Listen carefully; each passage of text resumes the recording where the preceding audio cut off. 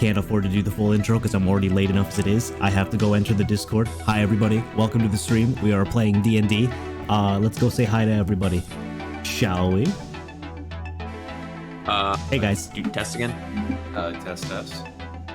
Again. 1, 2, 3. I hear him.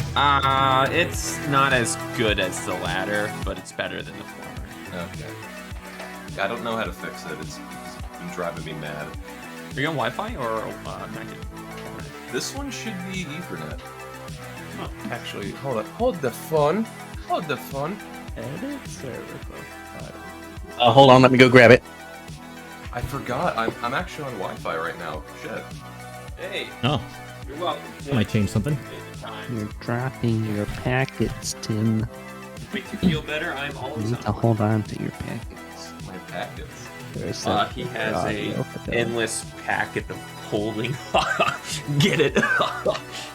Somebody ban this person.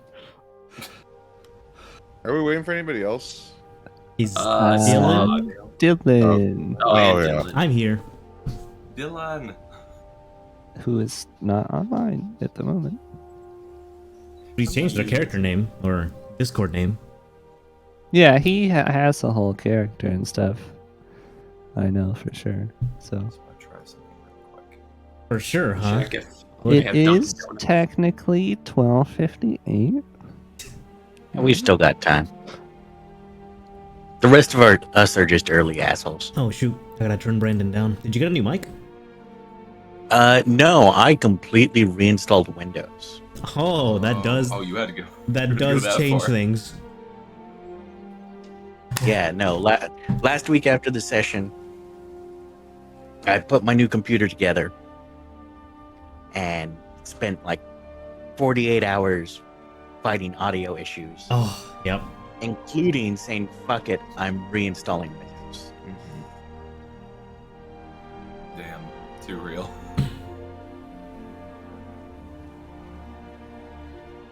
Oh, Every few years, I just get upset at having so much crap on my computer, and I don't want to deal with it. I reinstall Windows just to have it all go away. wow.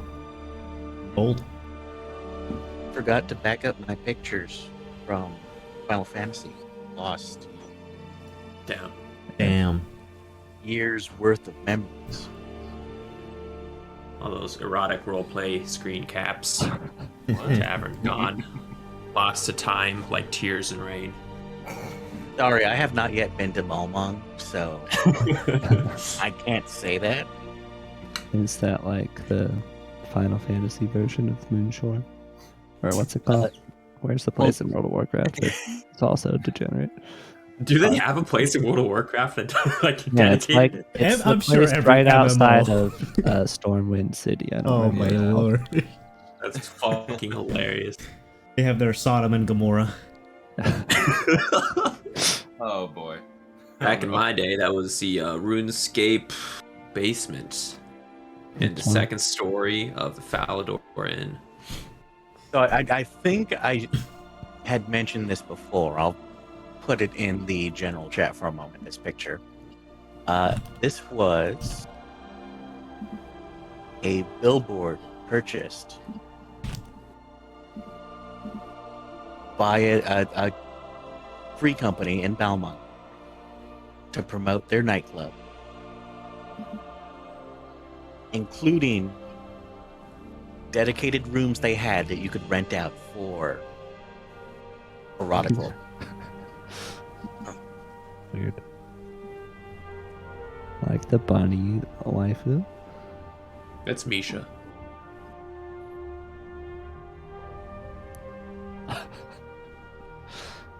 I don't want Delayed laugh, but I'll take to it. get into that.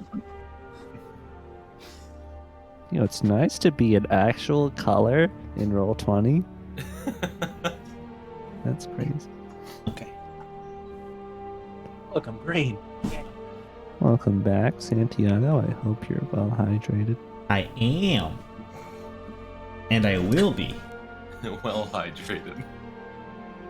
Yeah, because I'm getting water. Just an intense deja vu to Xbox Live when he went, I am. For some Really? reason. Yeah. Sounded like that back in the day when you're like, okay, and lol. Yeah. I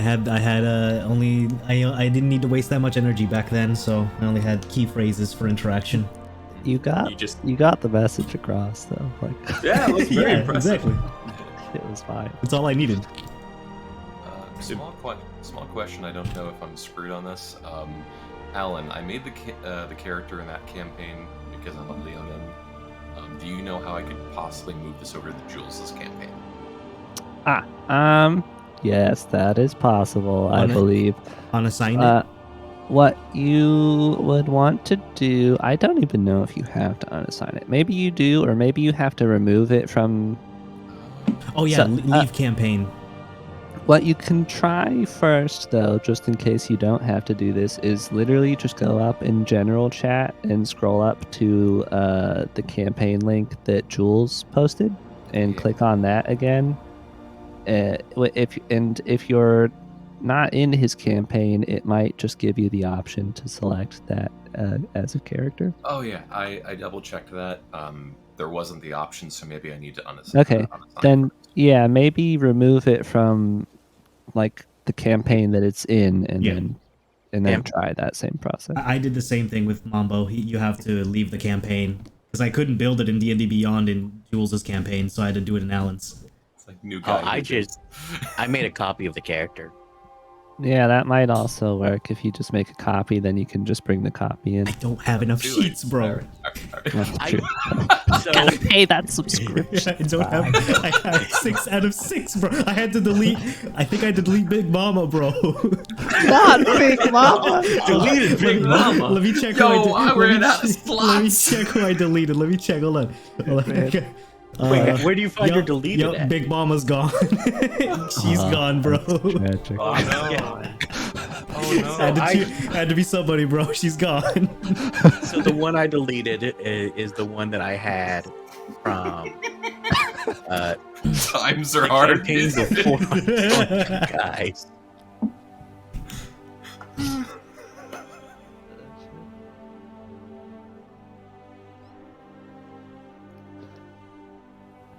It's also really weird to be in Roll20, hear the music kick up, and be like, "Wait a minute, I didn't do that." Yeah. Like, this isn't my music. What is this? Wait a minute. Literally just Gary. got it right now. What if I just... There, see? Look. I'm inside one of those token circle things. Yeah, you sure are.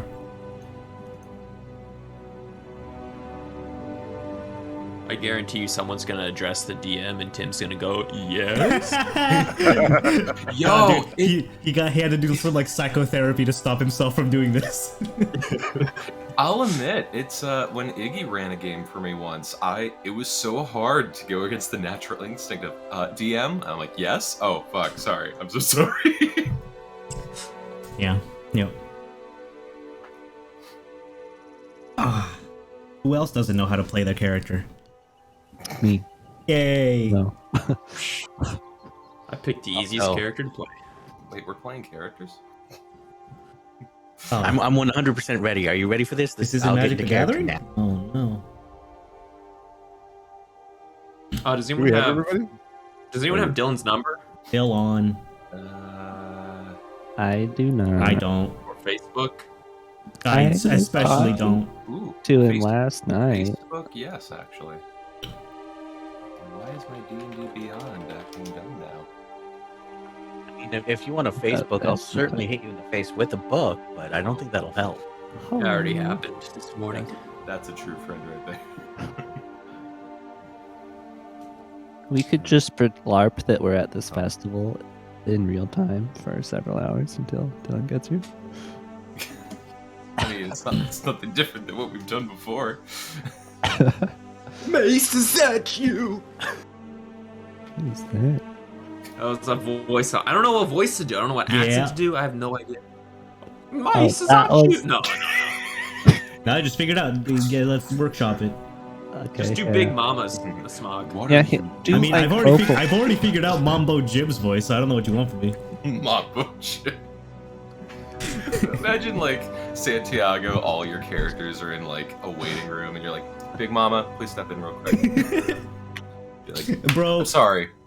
Big Mama and Mambo Jim were shower thought characters. I'm sorry to say, if it wasn't obvious. You didn't sit down for hours putting deep lore work into I this did put character? deep lore for Big Mama. I sent it to Tim. Mambo Jim, I did not write a damn thing down. But I did think about it. It's in my head. The lore's in my head. I come up with it as it goes. He has 4 intelligence. He doesn't need lore. Awesome. Oh yeah. Yup. Yup. He wouldn't even remember it if he tried. I was debating, it's like, do I go for wisdom or for intelligence? Man, my options are limited here. Someone just walks up to him and starts going, "Good horse." Like, He kicks as a reflex. and barks. And barks. He doesn't know how to be a horse yet.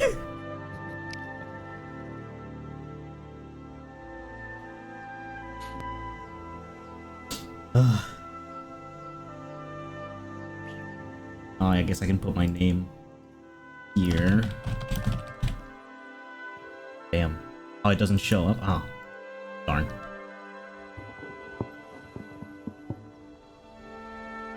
let's do our good luck rolls. Oh, I didn't... I just took the average hit dice values, so I'll go with what Roll20 gave me. Or not Roll20, D&D Beyond. Sorry D&D about Beyond gave you good luck rolls, Smog. We're about to find out. Just let me put that bar there. Oh god, click and drag to roll. Oh, let's go. Nope. Looks like that's a no. I hope this actually turns into like a year-long campaign, so you'll be forced to play a character with 4 intelligence. Bro, that's fine. I'm okay with this, dude. The dice were rolled, and I came up with a story in my head. I'm gonna restart real quick. I'll be back in literally 5 seconds. I'm so sorry. I mean, it's okay. We're waiting on Dylan. Alright. You're the worst, Tim. I know. Advanced? Like, everybody gang up on his character. Oh, he's on a higher layer than I am. Surround him. Which one's his? Oh, right, he's the lion. I forgot. Oh, automatically. There we go. That it was prompting me to like roll the dice on the screen. There we go. We are one now. Perfect. Okay, that's all I needed. We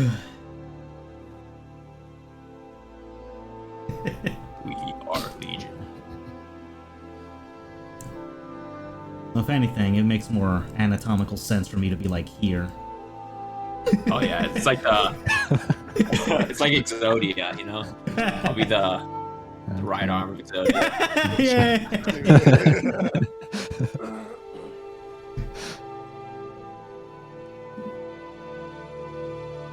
The forbidden one. That's okay. I can still make this cursed. Looks like a Pope hat. Yes. I see it.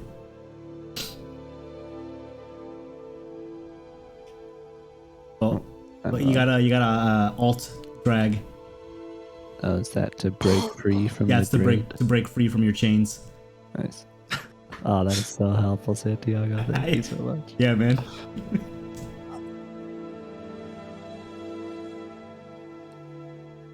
It slightly breaks my immersion that I picture like a Lord of the Rings style party or Game of Thrones, and then just this anime character following us in a fedora. You saying anime characters aren't real people? No, I'm just. That's exactly what he's saying. I see like Boromir and then Aerys Targaryen and then like. Are you Kawhi telling me and that Girl. elf-looking ass motherfucker isn't an anime character? They're just 2-dimensional, you know? You telling me Mambo Jim? Oh. Yo, listen, you think this is bad? You want to see the other token I made for her? Of course. Do we? Actually, I don't even have to send anything. Just look at my icon and get. Oh boy. Oh, the cheat. I bury everyone's icon, so I can't see it. Let me unbury it. Barry? In Discord, right? Oh, it's Oh, orbs. this way. Just kidding. Here, I also just posted a picture. Did you say that was adorable or horrible? Adorbs. Oh. Let's all be chibi anime characters to trigger Andrew, and for no other reason. No, just It would a work. picture of a foot would trigger Andrew. Oh I don't no! know if I want to trigger Andrew the on that. deep, By the the way, deep lore. That Wanye deep lore right there. My thought process is that when she's trying to get your attention and she sends a picture in your mind, that's what she pictures herself as. I'll take it. Ohio. Oh, I thought you meant like feet. You want me to use this token instead? No, I want to use the first token I sent. That one's just for reference of what people see Flavor. when she thinks of herself.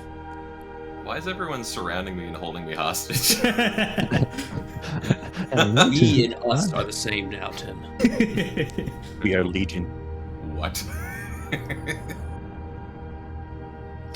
Oh, is Dylan able to reply? No, I don't see him online. Well, time to Man, LARP for 40 minutes. Oh, I'm his down. character is pretty good. I would feel sad not seeing Aw. Is it like the only serious one? it. Oh, I don't know. I wouldn't say that, Oh, okay. but I like it. I just like the character. Also, are you telling me that Lilith is not serious? Yes. She looks like she's here to party. She is wearing a hat.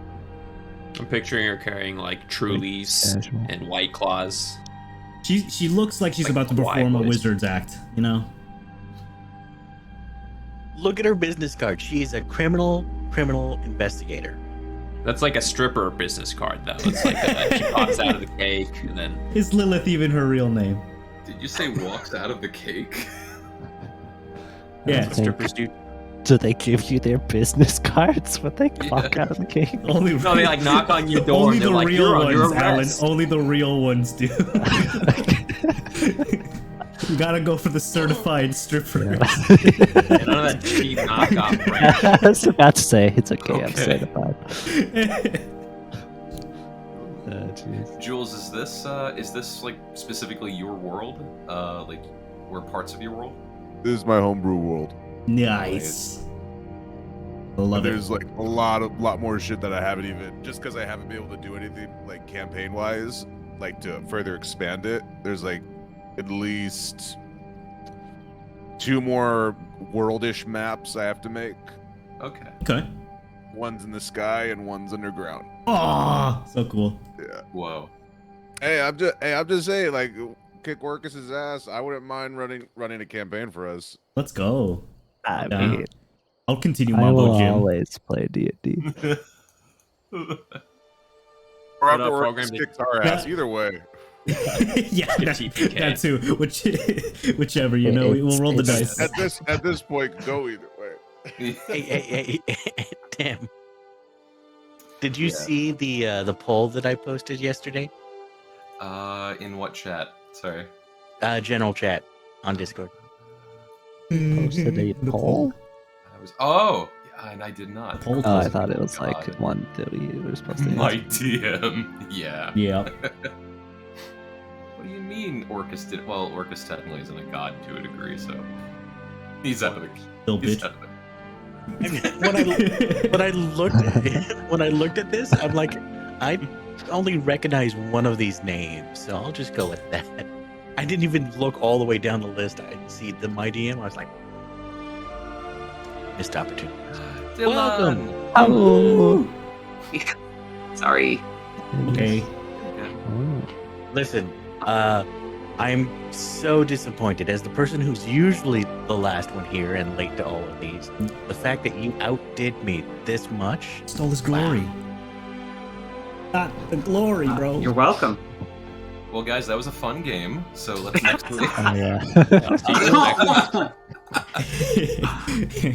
And then Dylan will go from his nightmare. Do you have a token for your character?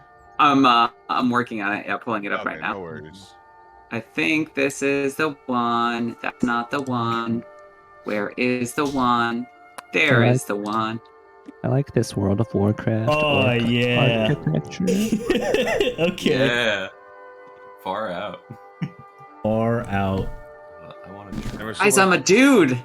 we're still waiting for one more person, right?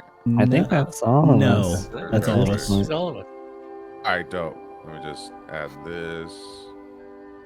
Do a little bit of that. Could I do like a small roll test with my D&D Beyond real quick? Go for it. Yeah, we've all been rolling dice. Let's do some- I should probably do that. It's nice of you to ask permission, Tim. Versus everyone just rolling. That's how you know he. That's how you know he hasn't been a player in years. Look at that. 18 to steal. Give me everything. What the heck? Holy What? shit! Hey, I got- 13 to slide Hold in. on. Holy shit. I'm a He rogue. doesn't even have anything like that. Oh, that makes sense. I grab you. I think I'm missing something to like get it connected into roll 20. I'm sorry. I Do you will. have, what is it? Beyond 20? Oh, yeah. Oh yeah, you have to install an add-on called Beyond 20. What? Otherwise, You- otherwise you it doesn't, have it doesn't link Chrome to roll 20. extension, don't you? I'm faster. Are you faster? I am faster. You didn't roll in the correct chat. I don't see it. Wait. I think he meant with posting the extension. Oh, yeah, the I, Beyond thought, I 20 thought you link. meant you were rolling against the grab. Okay. Oh, What do you roll Oh, we're getting against grabbed. grabs? That's right. Either Oh, athletics sweet. or acrobatics, whichever one's higher for you. If you're the one being grappled, Okay. Misty step. I don't even have to roll. Come on, guys. that's a bonus action, not a reaction. Yikes. All right. Oh, Well, I'm ready. also- I'm ready if you guys are ready. For Ooh, anyone in the very chat, nice. I hope somebody clipped the whole stripper coming out of the cake with a business card, because we got to send that to people. The business cards? No, that whole clip. I'll make them. You know what? I'll make a marker. I'll remember for later. There. Can you do that? You know what? I am very much ready, by the way. Yes, I'm ready. Yes, I am ready. I am. All right. Dope. All right, guys. Well, in that case, welcome to this. Could be a one shot, could be a short mini campaign, little side thing. But welcome to a night in Moonshore. We open in the continent of Theranos, not to be confused with that other place. We are in a legal battle. But not to be confused. But welcome to the continent of Theranos, a country, whole world that has been torn and built by war and sanity and all manner of things. But right now we find ourselves in the time of peace. Not many wars have been fought throughout this year. And we find ourselves in the capital city of Moonshore.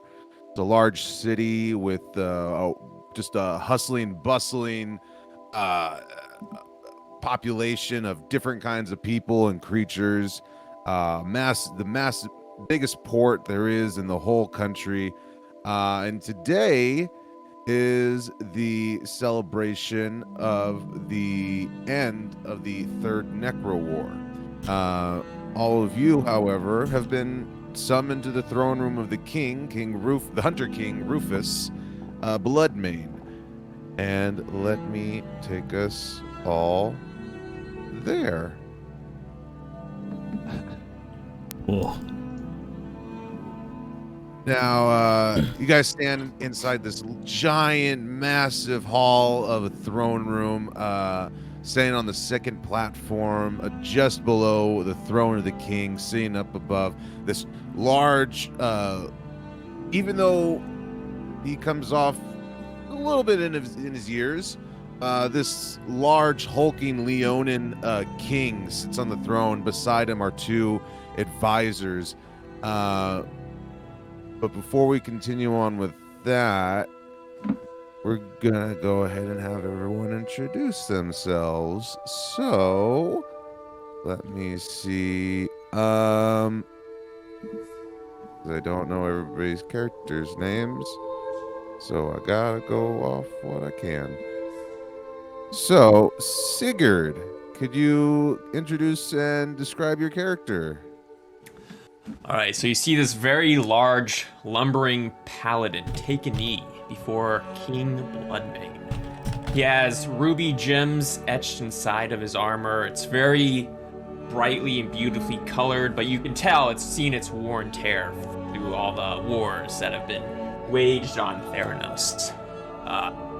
He is Mace and him are personal friends, so he would know that he's a human paladin, and he grasps his sword and puts his shield at his side and bows his head. Nice. Speaking of which, Mace, since you're right next to him. All right, so you see, similar to. Really quick, is the music loud or low enough? Oh yeah, it's good. It's Okay. perfect. Just want to make sure. All right. So yes, so you see another Leonin. He's around 37, maybe turning 38 soon. He is just around 8 feet tall.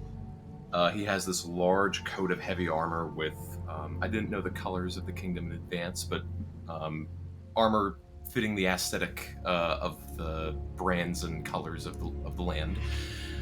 He has this light yellow-orange tan fur. Half of his hair is long and kind of curly and scraggly. The other half is this sharp fade. He was a soldier.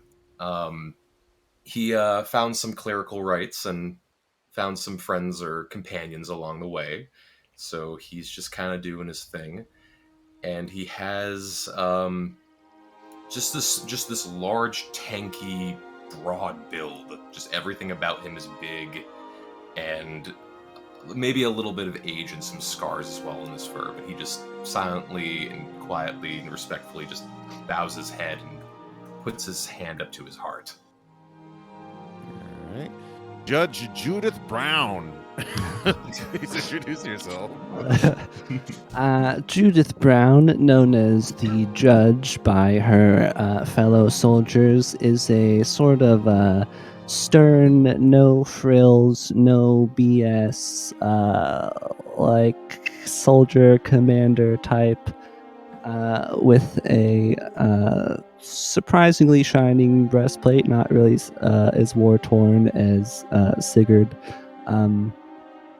Anyone who knows her might be aware that she's a little off kilter and a little unhinged, but she is definitely, she's like loyal to the kingdom. She does not like people, but is probably good around teammates.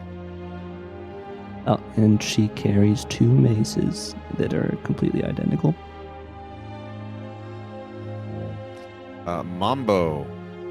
Mambo is a centaur of tanned skin, wearing no armor. The golden color here is supposed to represent like a flowing golden cloth robe, very flashy in nature. He's got long dark hair that's very curly, and he has sworn an oath to the king to protect the kingdom's glory, and constantly praises a deity by which he calls the Ring. He constantly sets up shop in the city to challenge potential fighters. If they manage to beat him, he will pay them. But if they lose, they have to donate to his alms box for purposes like charity donations and stuff like that. And he's just bowing his head to the king. All right. He's a very, very chivalrous character so far. I like it. Lilith. Lilith is a humanoid-looking being, wearing fairly normal white clothing. You see a hat on the top of her head. Her hair in colors of pink and dark brown. Her eyes matching the same color scheme. Occasionally, when she blinks, it seems like the colors of the eyes switch. So one that was previously pink may now look brown, and vice versa. She does a little bow, tips her hat, doesn't say a word as she cannot. All right. And last but not least, Cal. Cow. I did. I just want to make sure that you got my message because I DM'd you a while ago. Yes, I did. that. I did. Okay. Are we cool? Is that fine? Yeah, that's fine. Okay, just making sure. Just making sure. Cal is a furbolg. He stands head and shoulders above most of the people that he's normally around. Cal is wearing a set of chef's clothes that you can see is as close as I can get possible with the token. There are a smattering of stains all over it as he has been recently working for the festival. His hair's a little bit disheveled at this point in time. He stands very tall with a cookbook in one hand and a spoon in the other, one of those like salad spoons, just one of them, not the set of salad spoons. And as he is a member of the King's culinary force, he is deferential as ever. All right. Well, as I said, you all stand before King Rufus Bloodmane in a large throne room, which just feels like you're outside. The windows at the end just shine in and illuminate every inch of this entire throne room. But sitting up at the throne is Rufus, a large Leonin with black fur and red stripes in it as well, carrying with him, just there with him, kind of leaning up against as he sits on the throne, a large great sword that he sits there with.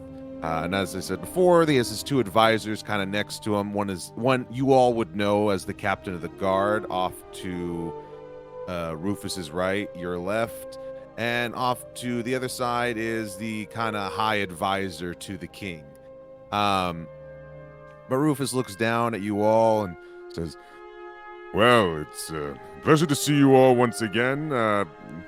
Give you all marks for some of the deeds we've heard. We haven't seen any of you here for quite a minute.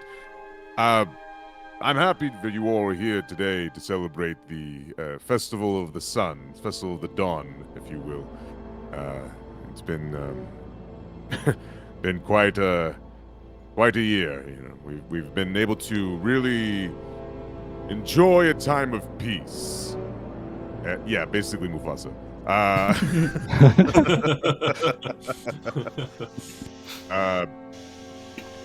Now we will be attending. I'll be heading out to the festival in due time, but I wanted to ensure that we had safety protocols set out throughout the festival just to be safe. Though this is a celebratory day, we have seen a number of times of little mischief here and there. So I want to make sure everything's covered on your end as well.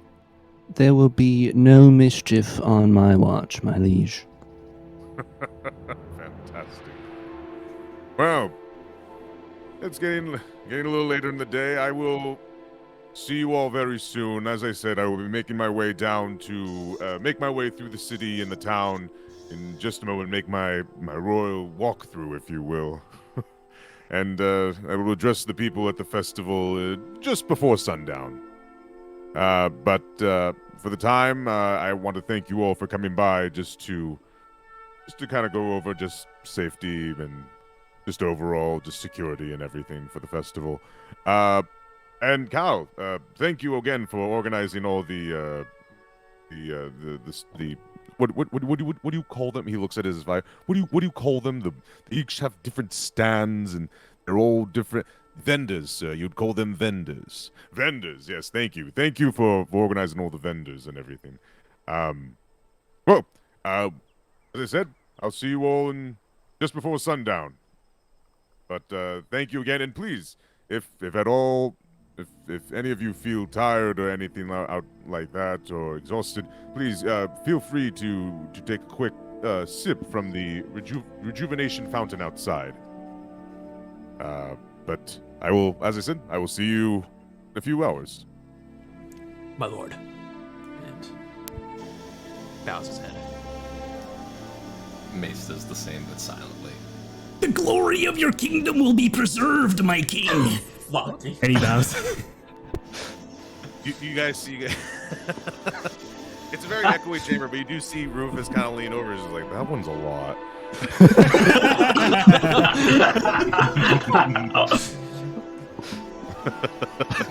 But I like his spirit. Oh yeah, There's you a can. smirk. Go ahead. What was that? I was gonna say Lilith just gives a smirk and then turns towards the door. Cool. Cal chimes in. Oh yeah, Your Majesty, you can count on us to be able to make sure everything goes swimmingly. Fantastic. If nobody else, if you guys are all leaving, Yeah. Were we already briefed on security? yeah, it was just kind of just and- general, just like asking you guys to monitor the festival grounds, you know, just kind Gotcha. of patrol the area. It was kind of just general, Yeah. Okay. so it was nothing too specific about like, hey, Just did you here, like- did you there? Okay. Gotcha. Keep an eye out. Yeah. But if you all head out, it is a like I said, it is a large throne room. You guys don't have to move your pieces all the way down. Okay. But the large throne room. But as you hold on one quick. Mace just stares at the statue. The budget here seems quite larger than where I came from. Hold on. Once everyone stops moving your tokens real quick. Okay. Whoa! Why is there a big one in there? I see a double of myself. Hold on one. he's I'm not gathering us. prepared for this. The void comes for me. There we go. Yeah, so as you guys head out of the throne room as well as the castle itself, right outside there is a large fountain where people are it's called the rejuvenation fountain, where people are able to go and it basically feel like taking a sip basically feels like you've taken an 8-hour rest. Ooh, hell yeah. Yeah, if you guys pass it, if you guys use it, either way, you make your way through Moonshore. The city is pretty lively with people out and about. There's vendors here and there. And it would take maybe like roughly, I want to say like half an hour, 40 minutes for you guys to be able to walk on over to the main festival grounds. And then let me move you guys over there. Do. Why, thank you. Ooh. Yeah. You're so So you guys, kind. you guys find yourselves in the festival grounds. There's a ton of vendors, a lot of people putting up like carnival kind of games. There's a stage where they just finished kind of They just finished kind of doing the throwing stuff at stockade people. So you guys just missed it. But there's a spattering of guards kind of spread out, watching the area. You see some more, some higher ranking like captains, townsfolk just enjoying themselves, having a good time. But as you guys make your way into the festival grounds, what would you like to do? Mace, seems like we just missed it. Some heathens were tomato-fied. He's gonna point to the stage. That's a waste of fine produce. They knew what they signed up for. Now, Oh, pardon me, miss. You're kinda in the way. Hold on. I'm gonna just scoot right past you there. Oh, so sorry. So sorry. No, you're fine. You're fine. I get that a lot. from the glory be with you as she runs away.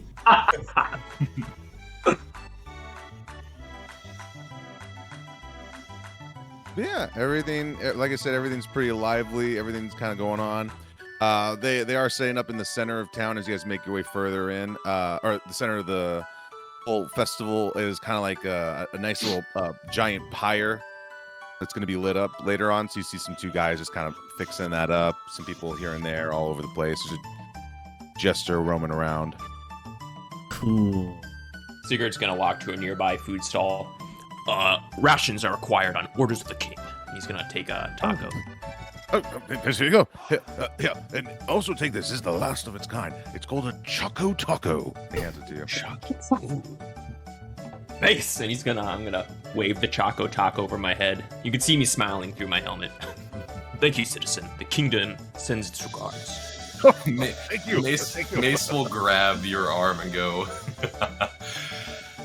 Being we are a part of the same squad, 50-50, I believe.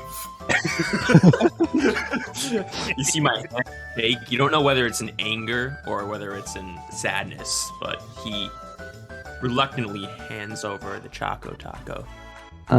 As Sigurd is going to hand over the Choco Taco, I would like to.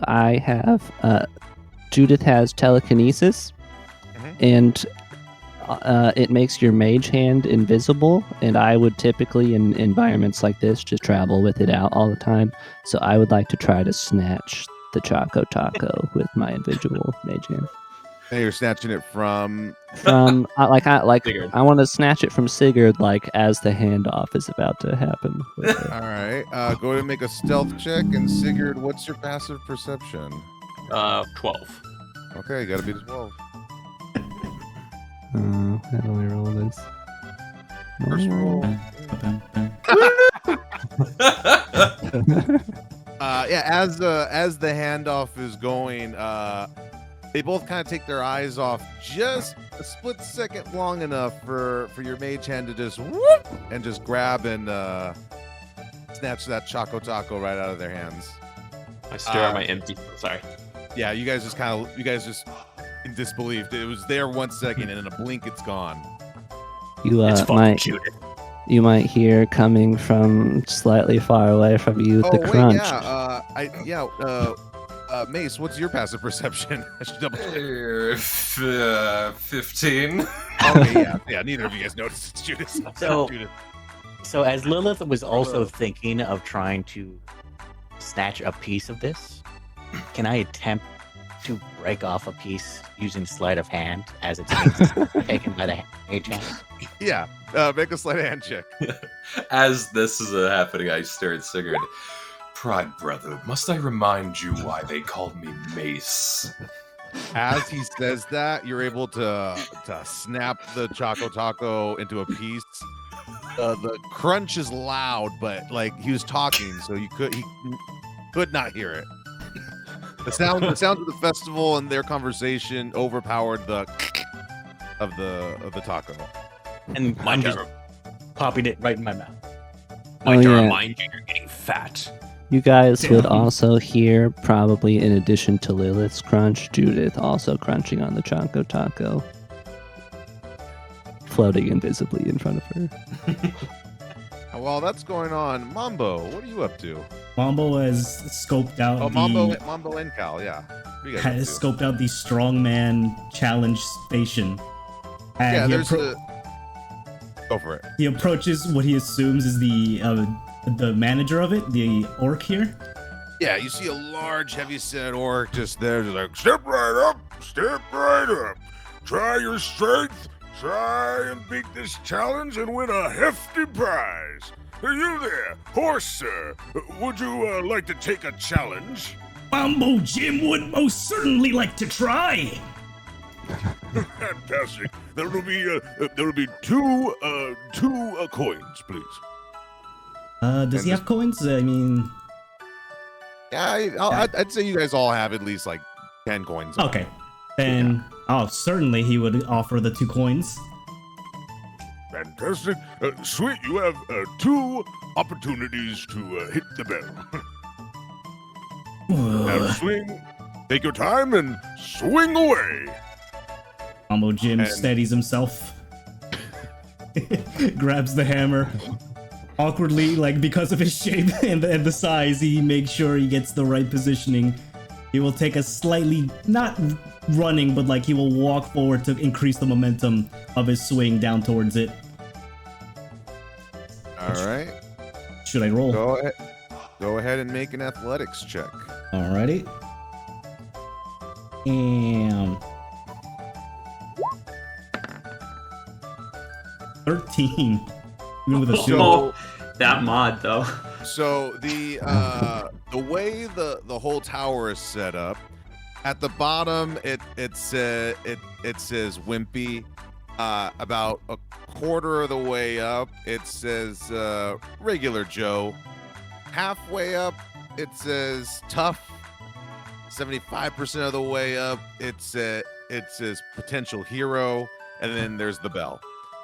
You with that 13, you come bringing down that hammer hard, and you see the little ping go flying up, and just barely hits regular guy. Regular. Oh no. Oh, don't worry. You got one more chance. How much is that? Oh, no. It comes with the 2 tokens. You're good. Oh, okay. Hold on. I want to try and maybe help on this. How do you want to help? Upon being called regular by this fortune-telling device, Mambo Jim is going to rage to get advantage on his athletics check. Yeah. Okay. Boop. Oh, we got a tough guy here. Let's go. Now we got a For the glory of the ring! 23. Okay. It's not that point. Okay. Yeah. So this time, how do you come down on it? How does it look when you come down on it? He does do a show. He like starts bucking like left and right before he drops the people's hammer onto the onto the thing. And this time, this thing just fires up, and just immediately you hear the ding. We got a winner! Fantastic, sir! Fantastic! Congratulations! That means, Right up there, and he points to like a little sign that's like barely seen, like just above where it says potential hero. At the very top, it says hero of the realm. he's like, congratulations, hero! All right, you got an option. We got, And he pulls out this giant stuffed teddy bear. we got this big fella here. And we also have a nice little cash prize of 5 gold pieces. And let's see. And we also got free food for the day, for the whole festival. What would you like, sir? The money will go a long way for the children. He will open up his alms box to receive the donation of the money. Oh, jeez. You know what? He puts one of his own. He puts 2 of his own gold coins in there as well, along with the 5 that you've won. Well, bless you, sir. I hope that money's actually going to like needy people. But you seem pretty on the up and up.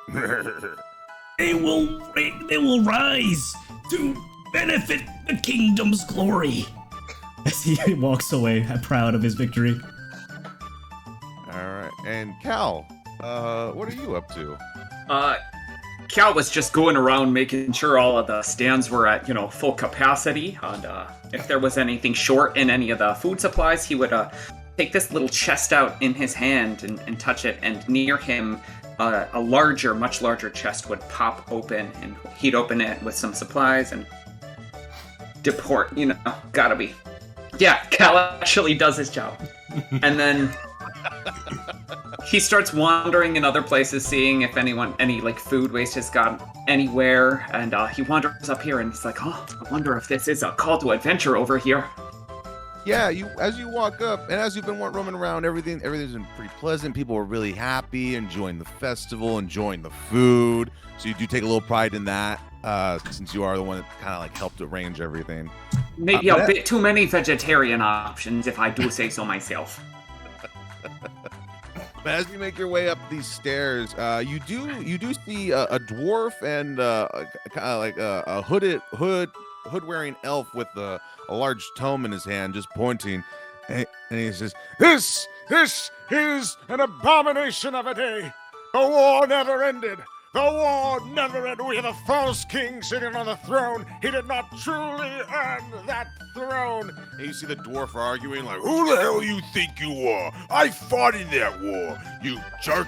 You think you could come around here and disparage this celebration? How dare you? So yeah, you just walk up to this argument going on at the top of the stairs.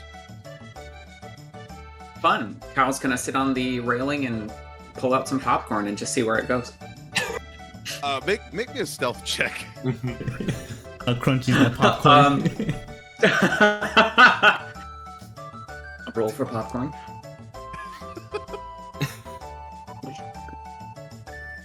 Is it? Hello?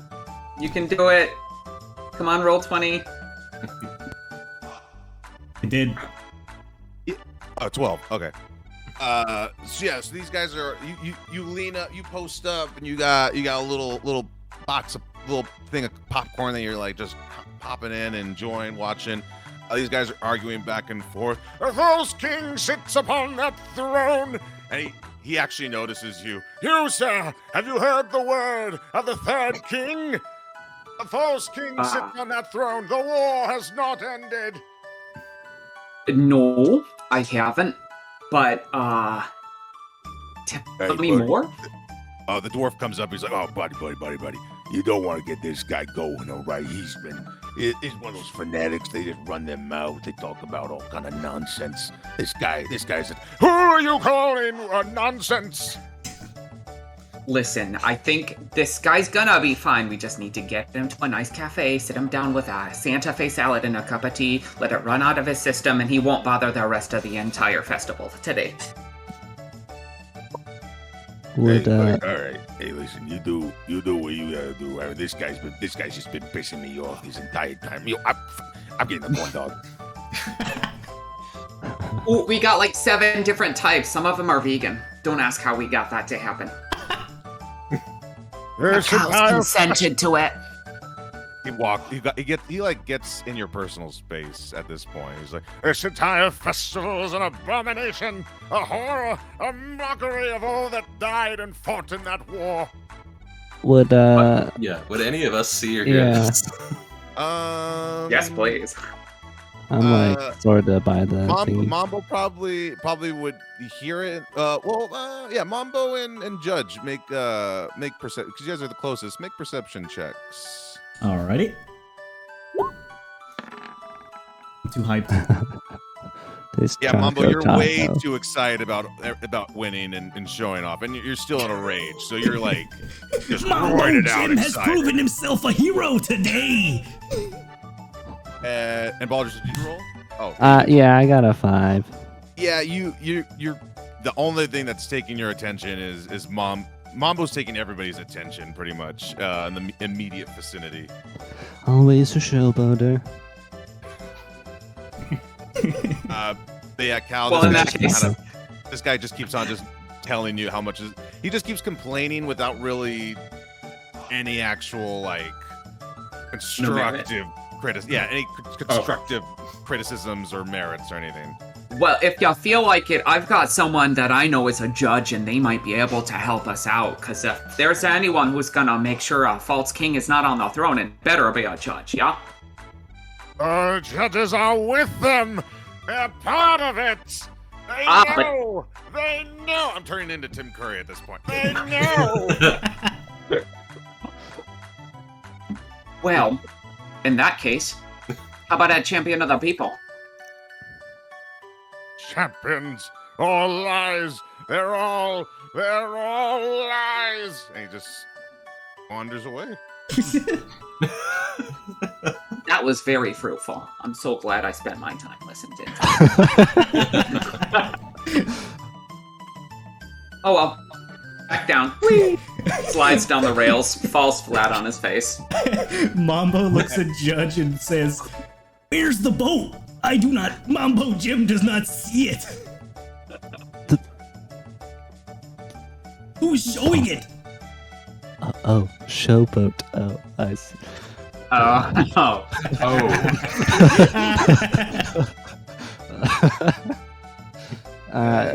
Judith would just hang her head. Just. Mambo Jim must have missed the boat. Yeah, Judith and Lily, what are you guys up to? Or Judith and Lily. Just wandering. I'm coming to see what's over on the west side of the town.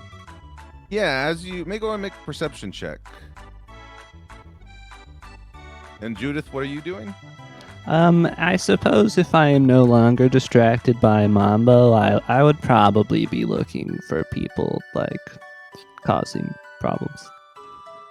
For sure. All right, Lilith. With that 16, you do see you see a couple of guards that are testing their archery skills right over here on this end. You see a large, just a massive tent. Like peeking inside, it is empty. It looks like they may have done a show earlier. They might be doing a show later, but it's just kind of an empty tent. You see a couple sitting off to the side. They're kind of just taking a load off from an exhausting day. And then the further down you go, you just see some workers just like putting away barrels of ale, like cleaning up. Just overall, like this is like an area that's just like there's more maintenance work going on than actual like busy work or festival goings ons. Then I start skipping back towards where everybody else is. My head going back and forth like there's a little tune that only I can hear. Okay. And then Judith, you're looking around. Go ahead and make a perception check as well. Okay. Man. Wow. What? Everything seems pretty fine actually, and you see a captain of the guard and just a regular guard just like really enjoying themselves. They seem kind of like they're not like they seem like not even really paying attention to what's going on with everything else. They seem to just be enjoying each other's company. I'll stroll by, and they may or may not know Judith, because if she could, she would definitely work for the kingdom. But she would stroll by and sort of just sternly glare at them from the side and say, "Enjoying your post, gentlemen?" Enjoying our post. I mean, it's a festival. There's not that much. I mean, other than a little mischief here and there, it's not a hard job to work. The one that's like right next to you, like kind of is the one who's saying that. Does the king pay you to have casual conversation? Make an intimidation check. Okay. Can I ask a quick question? This man said, okay. This right here, is this a seesaw? No, That's an one of archery those, target? That's one of those what are they called? You spin them. Oh, okay. Roulette wheels. Yeah, roulette wheels. Oh. Okay. I was gonna jump on it and start goofing off. Dagger practice. If you want to do that, make an athletics check and a performance. Make an athletics check first. But Judith, with that 22, this guy kind of looks at you. He's like taking note of like what you're wearing, how you're dressed, how you look, and he's kind of like,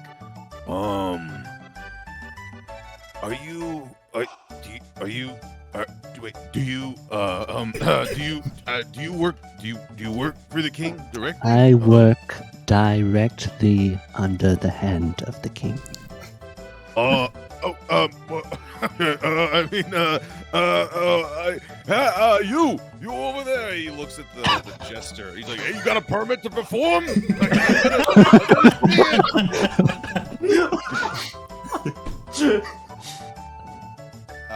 The captain that was there with him, he kind of looks like very impressive. We're here to work, are we not? I mean, you're not wrong. That is true. We are here to do our job, make sure everything's safe, everything's fine. I'm Richter, by the way. Richter, Judith, and she would extend a hand to give a firm handshake. Oh, well, pleasure to meet you, Judith. Enjoying the festival so far? Well, I'm a little bit down about missing the stockades, but You know. Hey, listen, you find somebody doing some wrong stuff. I mean, hey, we could start up a whole nother tomato throwing. I'm always looking, Richter. I'm always looking. Are we all? Did somebody say tomatoes? Whoa! Cal, you just appear right next to him. It was in the alley too, so it's perfect. Oh, hey, hi. Didn't see you Hello. there. We're not misusing tomatoes, correct? No, I mean, just using them. You either eat them or you throw them at stockade folk. Alright, just making sure. Oh yeah. Tomato business is real serious, you know. Oh yeah. He kind of side eyes Judith like, what? Like he's just like, are you hearing this too? But he's like, yeah. Oh, okay. Oh, hey, welcome back. He highly values produce. Oh, I can tell. Yeah. Yeah, as that king salad chef, I take my business seriously. No, of course. You gotta take your job seriously. I mean, hey, listen, like I work the docks every now and then. So, I mean, I take my job pretty seriously too. We gotta make sure we got those shipments coming in every now and then. You wouldn't have your tomatoes if it wasn't for us half the time. I was gonna look at like elevator eyes down, then back up. You're not wrong, but interesting conversation. Oh, well, what? What? What was the last thing you said? Interesting point to bring up in the conversation. Hey, this guy just appeared. Like I'm just trying to keep it going. All right. He's gonna go back down the alley to listen to the person who's reading the story. That guy does not take tomatoes seriously at all whatsoever. Stomps over this guy accidentally. Oh, jeez. Yeah, he just kind of hears you saying that. He's like, "Oh." Anything else anybody wants to do while the festival's kind of going on? Yeah, Mace has just been kind of just stepping back, sucking in the fresh air, just taking it all in, enjoying the peace. I guess a general overall perception of the area to see if anything's going on, but most specifically if anyone is injured or hurt, even just minorly, so he could offer some medical aid. Aww. I would say just even looking around, like you don't really see anybody injured, but you know, right next to you, right near, right nearby, right near the big tent, you do see just people just exhausted. He's kind of an elderly gentleman there with a younger woman. She seems to be like tending to him. He seems very just out of it. I'll approach. Enjoying the festival, are we? Oh, yes. I remember when I first started doing this festival. It was, I think it might have been much larger, but then again, we were just out of the war, so. Well, now strength has matched your wisdom. Thank you. Thank you. My name is Oliver. This is my granddaughter, Lily. Oliver and Lily, pleasure to meet both of you. You seem a bit tense. Would you prefer any medical aid of sorts? Oh, yes, I would not say no to some medical help. Of course, thank you.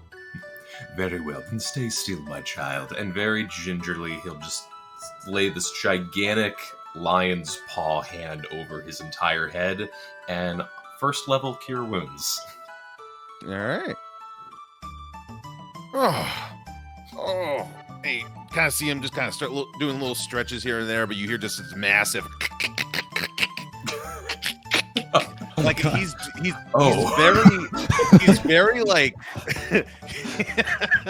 he's very slow to like doing it. He doesn't even like turn that much, but it's loud cracks. He's just I haven't felt this limber in years. Thank you, sir. Thank you so much. You're welcome. By the grace of Tyr, I heal you in your state, and just gingerly pats him on the face. Please, here. He gives you a card.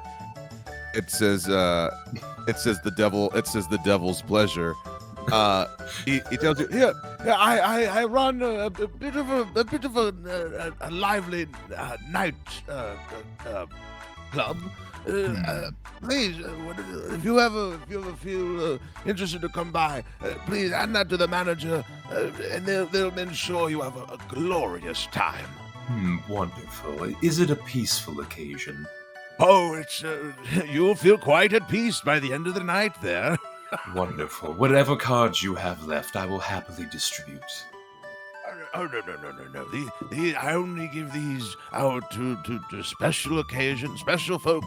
That it's kind of my reward and my thanks to you. Very well. Pleasure meeting you. And as he turns and walks away, he'll just very gingerly rip up the card and like shove it in a pocket. What a good lad. Saving this town one. It's just like walks Anything up. else? I'm sorry. Go ahead. No, that's it. Just walks up to Lilith and checks out what Lilith's doing. Anything else from anybody? Once. Where did Sigurd go? What's this thing behind me? Oh, what? Oh, it's whack-a-mole. Sigurd's like wondering if he should throw a rock at this guy or not. This whole time? It's just an eyeball. Stunned in silence. Jester? the dunk tank guy. Oh, if you want, you can.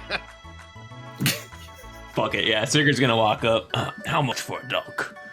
That's gotta. And it's only the guy on the thing that's community. You walk past a captain of the guard, another like kind of royal guard, to get to this guy.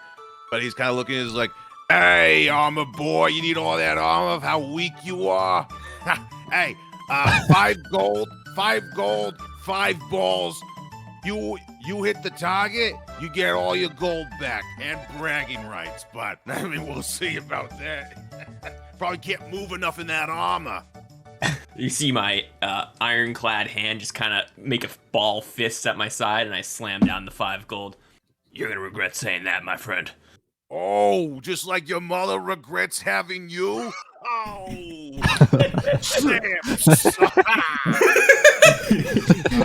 Oh, go ahead and you're gonna make 5 athletic checks. But we're gonna do them one at a time because each one will be like a throw. Yeah, each one will be a taunt. Yeah. So you throw, it goes wide. It just barely it like just passes the whole target itself. He was like, "Oh, hey, with that kind of throw, you could hit a Tarrasque." You see me shake once more, and I chuck another. Oh my god! You got 3 more Hey, tries. what are you aiming for? The pavement? It goes wide and actually rolls down the alley. He's gonna check his surroundings. Does it look like Mace or Judith can see him or watching him? You're kind of around the corner, but the two guards start watching and are kind of entertained. Mace instinctually knows what Sigurd would be doing. He's gonna turn to one of the guard. Why don't you give it a shot? And he's gonna give him one of the balls. Oh, no. This is all you.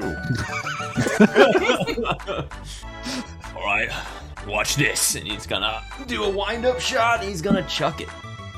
Eat it once more. Yeah, there we go. Oh. So he's just like, the guy on the top of the thing is just like, you wouldn't be able to even hit a dragon if it was right on top. Bing! And yeah, you knock him right in the water. Oh yeah, this was worth the price of entry. There you go. All you needed was a little confidence boost, buddy. I got more than a confidence boost. And he's gonna chuck another. Well, This time the guy pops his head out and you beat him in the head. oh my god! Oh my god! I drop the other ball and immediately start walking, pretending nothing happened. Hey, don't forget your gold. Honestly, here. Good work, citizen. No sense crime. All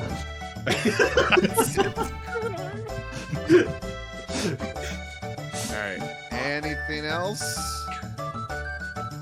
Going once, going twice. Cool. All right.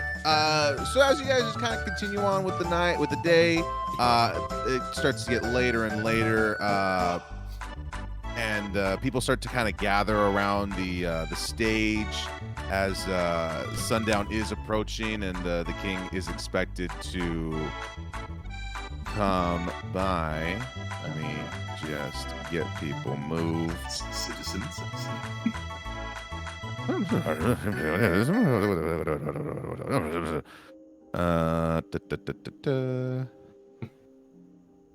Here we go. Yeah, then there's some people. You seem a bit tense, Judge. I hate these things. Festivals. People. People. All right, cool. Would you like him to establish? So it is now later in the day. The sun is just barely setting. There's a woman on stage. Put that guy over there.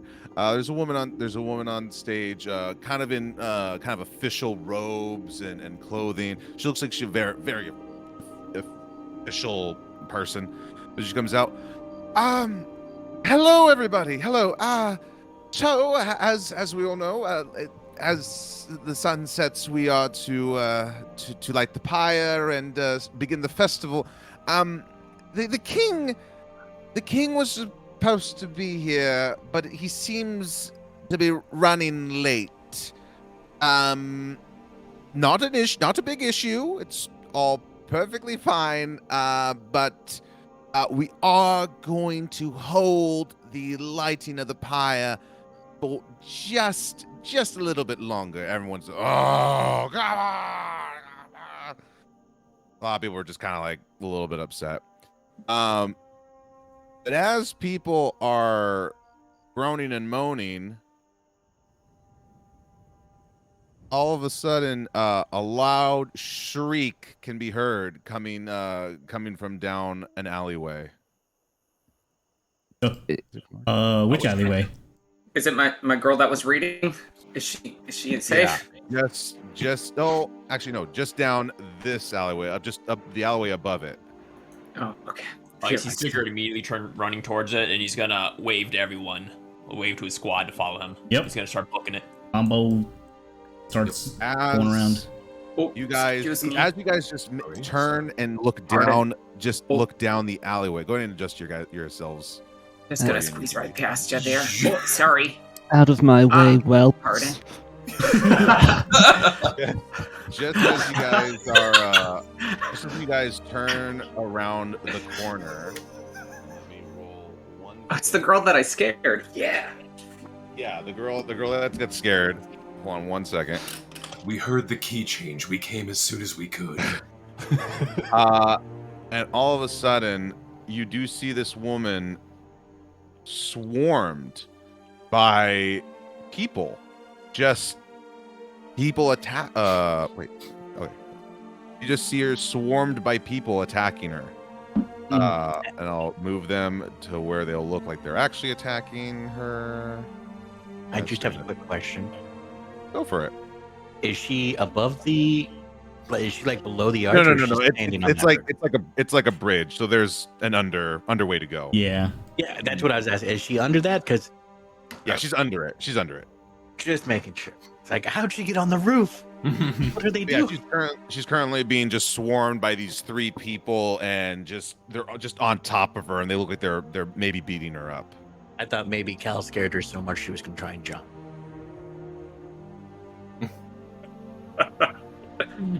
Well, sorry, you dear. did- Didn't Yeah, you guys mean just- to. You guys just see this woman. I'm not gonna. Yeah. Sigurd's gonna charge in. I am gonna charge in. Same. Yeah, and right as he charges in, he's gonna also hit the sign once more to dunk the guy. Whoa! Try to dunk my ass. And I'm gonna unsheath my sword and say, "Back, ye Now, heathens." Sigurd, since you're the closest, make me a perception check. If the guy gets up from the water, I'll be like, "Stay down, citizen." And I'll dunk him back in the water. What? Okay. But Sigurd, as you get closer, you start to notice these people aren't beating this woman up. They are ripping her apart.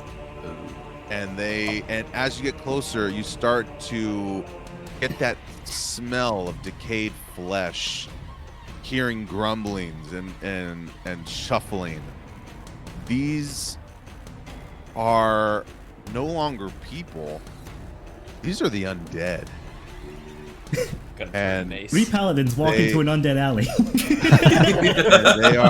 they are ripping this woman apart. Everyone, roll for initiative. Hey, Here we go. Oh, so much easier to have. What's this? What's this? Long as paladin, today's flavor. 3 paladins. Yeah. It's like our wet dream. Yeah. Well, even as a player, my initiatives are low. Let me. Damn, -1, bro. Damn. The cycle continues. Okay. Awesome. So at the top of the round, Cal, you're at the very end. All you can really see right now, unless Sigurd had turned around and said something, all you can really see are 3 figures attacking a woman. But at the top of the round, what would you like to do? First of all, I have to get you a token. And this is... I'm sorry, I'm only on one screen right now. A token? It died. Yeah, but I have a thing. Oh, you have a thing. Summon something. I have a thing. It's a salad monster. A spoon. A spoon. And during the course of Cal's actions, during the course of his day, he is very busy in his salad kitchen. So he constantly has a tiny servant, and made out of his salad spoon. Whoa. Well, It's a big I am the spoon. Oh my god. Oh no. Fear me, not the undead.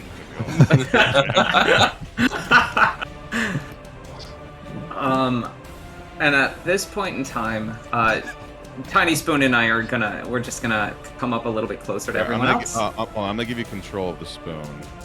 Wait. things I didn't expect to hear today. I will give you control of the spoon. You will control the spoon. There you go. You want me to put a marker on here just so you know where it's at? I should be. I can put the marker on. Okay. It's gonna be pink.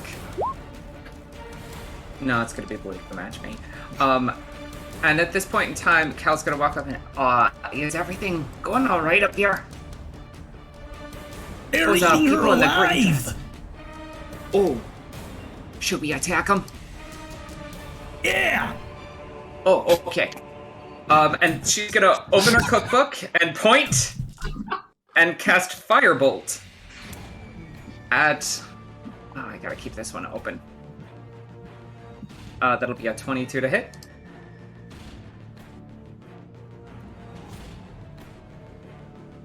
That one. Yeah, 22 hit. Go ahead and roll for 12 fire damage. Yeah. This thing just you fire off what was it? It was fire. Yeah, you fire off a firebolt. Specifically, this Cal thing is- opens. Go ahead. Cal opens his cookbook and conjures up a little ball of this like red-looking something and shoots it right at.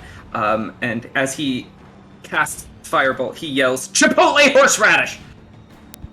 And you just impacts this zombie, and you just hear as half its body is now like just crisped up now. Yeah, it looks pretty. It looks mostly burned than just rotten flesh. Yeah, take your tomatoes seriously. And that's my turn. All right, Mambo, you are up, and Lilith, you're on deck. Mambo is going to charge. Is going to back up 5 feet here, and then charge 30 feet at this guy. And make a hoof attack, trampling him. All right, go ahead and roll the hit. This one. Wow, 9. 9 just hits. Go and roll for damage. Nice. These are zombies. They're not strong. This is 1d6 plus 3. So he takes 6 bludgeoning damage. Alrighty, 6 bludgeoning damage. This thing, yeah, he's looking real. His body's just looking really ripped up. Alrighty, I move 5, 35. Okay. Extra attack. Attack again with the hooves. Go for it. So I have to roll a 1 to miss. Okay. 4 bludgeoning. You knock this thing's head clean off as it is dead once again. And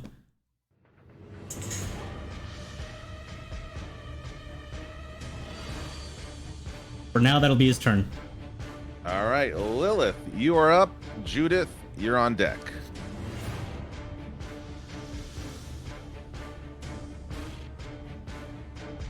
Lilith?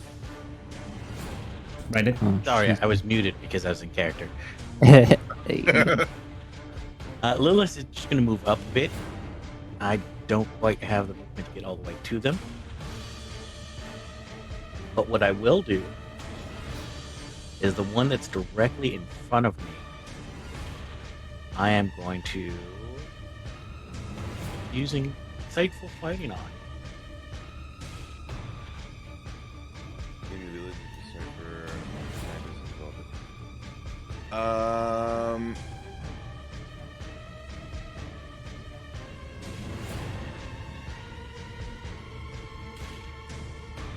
So it's just my insight versus their deception. Yeah. Oh, so it's against their deception. Yep. Okay. And 27. Yeah. You beat them. And so what do you get again? You can use your sneak attack against them. Yeah, it just means that I can use my sneak attack against them no matter what.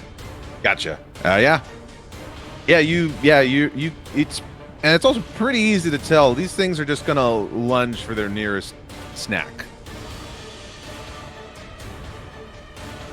If possible, Mambo Jim would like to use his reaction to intercept one of these attacks to reduce damage. Oh, he's not attacking. Oh, no, he's defending the lady. Oh, okay. Yeah, I'll let that. The Lilith, anything else? You were really far away from this. Can I'd like... I'm just gonna claim this as an action, if you don't mind. I'm just gonna like... no, wait, I'm on mute. I can't do... I'm just gonna wave my arms at it for a few seconds, trying to get its attention. All right. And then my turn. Make a deception check, because you're trying to distract it to use. Yeah, make a deception check. All right, yeah, you start waving your hands, and it looks at you. You don't know if it's gotten if you got its attention, but it looks at you. Okay, and that's my turn. All right, Judith, you are up. Okay. Let's see. Music going? No, it's not. I don't hear it. There we go. And then that's... Okay, I need to go... 5... Can I go here? Mhm. Alright. If this is like a technical question, if someone is moved forcefully out of someone else's attack range, do they still get attacks of opportunity? No. Forced movement doesn't give you attacks of opportunity. Okay. If that is the case, then Judith will say, "The only thing more vile than the citizens of this city are the undead." And she's going to, as an action, cast Firebolt on the uppermost zombie.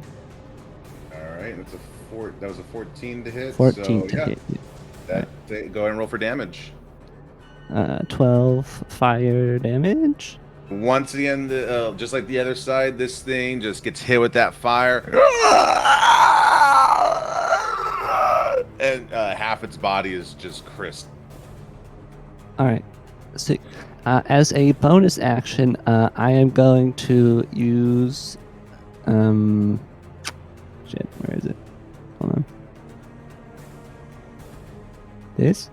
I can try to telekinetically shove a creature within range, and I'm gonna try to shove the lady 5 foot closer to us, and they can voluntarily fail it, but it would otherwise be a strength saving throw. For her? Yeah, for the lady. Like, I'm trying to shove her basically just one square away from the zombie. Okay, she's just trying like to not be pulled by anything, so she is going to try to resist. What is she got to beat? It would be a strength save against 8 plus my proficiency plus the ability modifier, so it would be 17. Okay, well she rolled 19. Oh shit! All right, well, Strong. Yeah, so she feels the tug, and she's just like, no, leave me alone. suit yourself, and that's the end of my turn. All right, it is the undead's turn. One of these are going to slam at this. But one of them is going to slam the woman.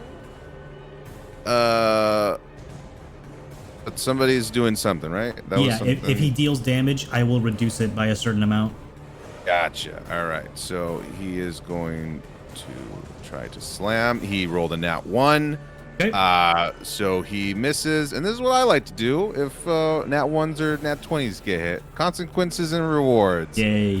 This thing slams right into the wall right next to the woman. And will take... All right.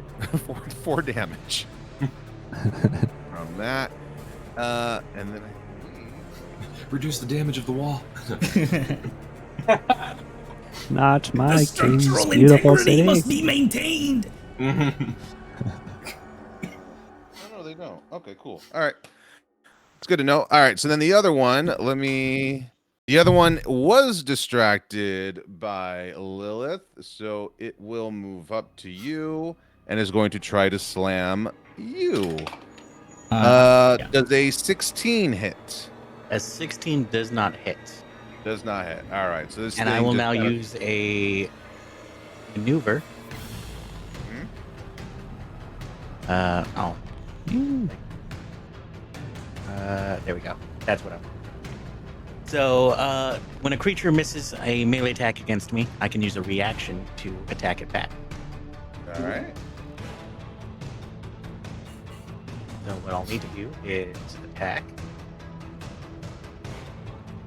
That'll be That does not 27 to hit. No.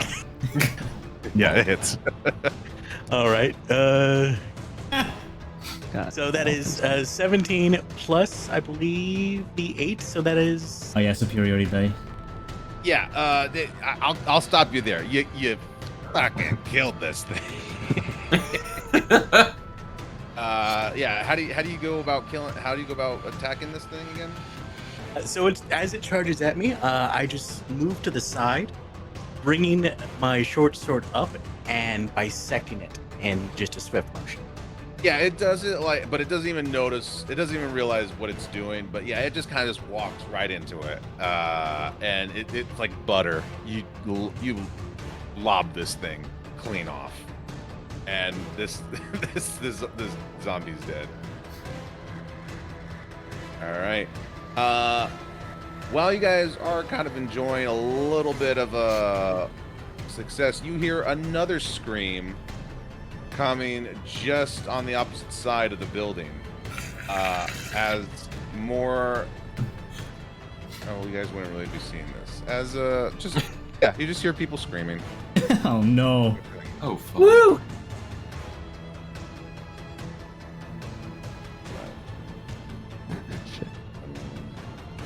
There we go. Oh, don't touch my reading, girl. And Uh-oh. and that is going to be it. Oh, no, it's not. You all not only hear a girl scream from a everybody make a perception check. Yay. I'm great at this. No. I have Nope. rolled terrible Oh. on these every time. You rolled persuasion? Oh. First time. First time. Hold on. No, it's okay. It's Hold okay, on. dude. We'll point out all Persuade your Jules flaws. It's okay, that's a dude. perception check. So Sigurd. That was persuasion, so no. Oh yeah, Sigurd, Lilith, and Mace? Mace. Ace. There we go. I was trying. Not Orcus. You all hear from the complete opposite side of the festival a man just screaming bloody murder. But that'll be their turn. Sigurd, you are up, and Mace, you're on deck. Let's go. Sigurd is going to withdraw this spiky mace. You guys know it to be a Morning Star. It's covered and dented. Smell of undeath. Got me teary-eyed with nostalgia. And he's just gonna charge directly right at this guy and slam it down in his zombie scum head. Go ahead. Nope, that's a javelin. But it's still +7, so that's still an attack. For sure, and that does hit, so go ahead and roll for damage. Oh yeah.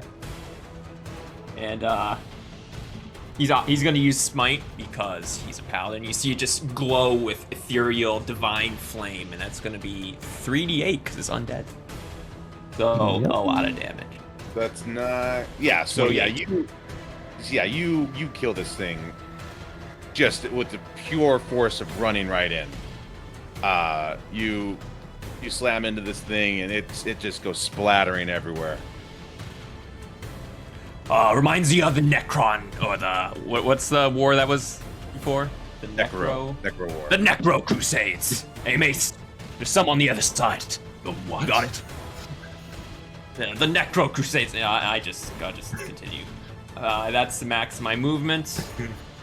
And I end my turn. And I'll say, getting to this spot, you actually see a lot more zombies heading your way. Uh-oh. He's gonna nod at anyone who is involved in the Necro Crusades. And you guys know what that means. I end my turn. All right, Mace, you are up. Would I know of the Necro Crusades? You're 30. 38. You would not. It would have been... No, wait.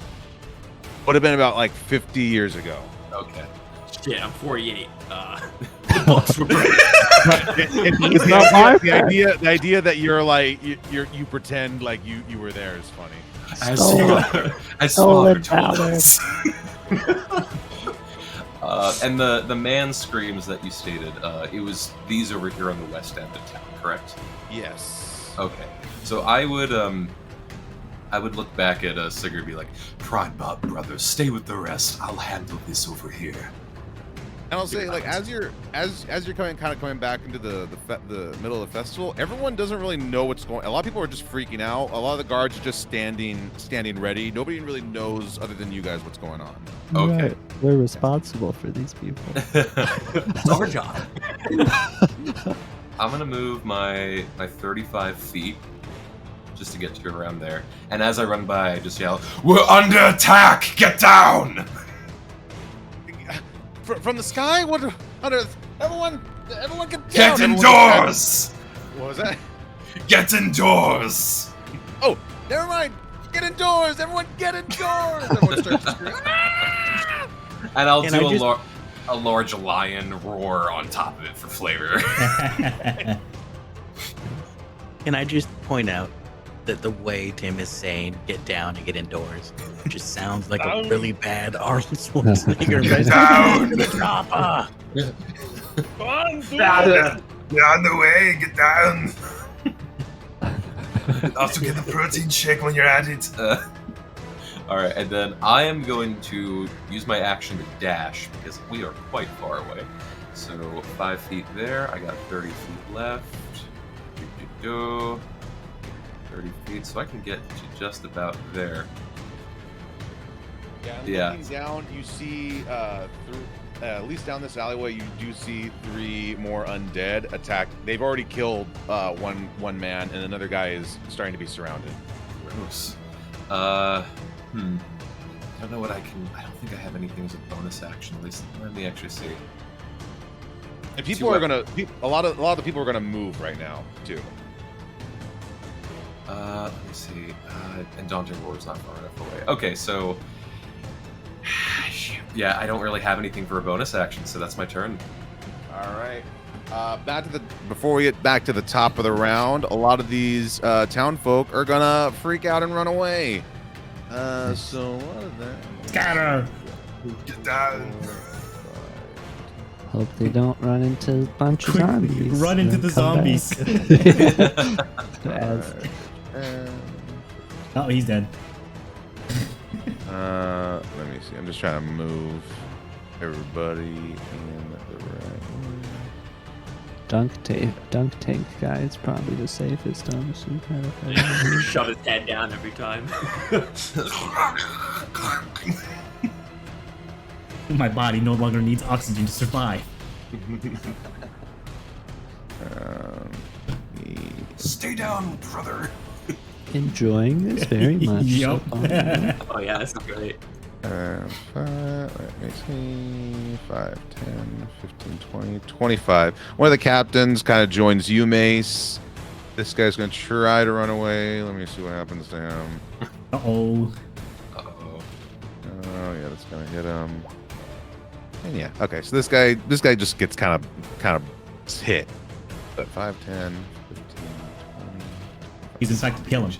Zombie, just a hit, they said. 20.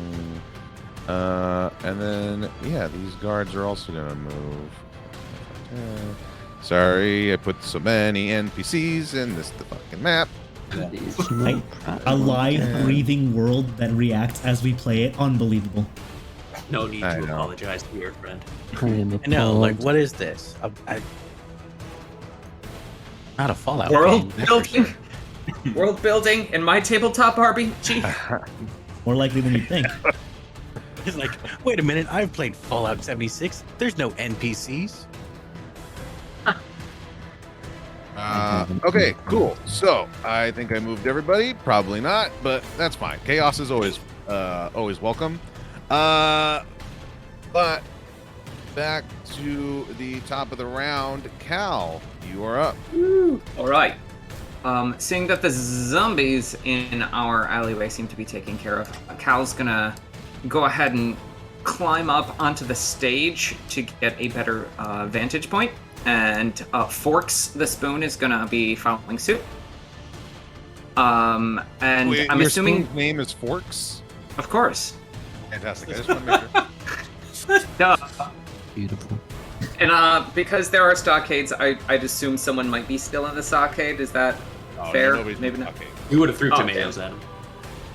Well, if you were out of tomatoes, because reasons. But that's about as much movement as Cal's going to be able to do. But he is going to let Forks go, or tell Forks to go a little bit further down to the south to make sure that we have people in all the corners. And from here, we're going to throw a little bit more Chipotle horseradish. And is that my nearest one? That is one, correct? Yeah, that's one. Cool. More Chipotle horseradish. Can cover if you're still alive. That'll be a 21 to hit. Damn. with Oh, that hits for sure. This some thing pretty good damage. This thing seems even more scorched than the other ones prior to. Yeah, this thing just gets hit with your horse. What was it, horseradish? Mhm. And just.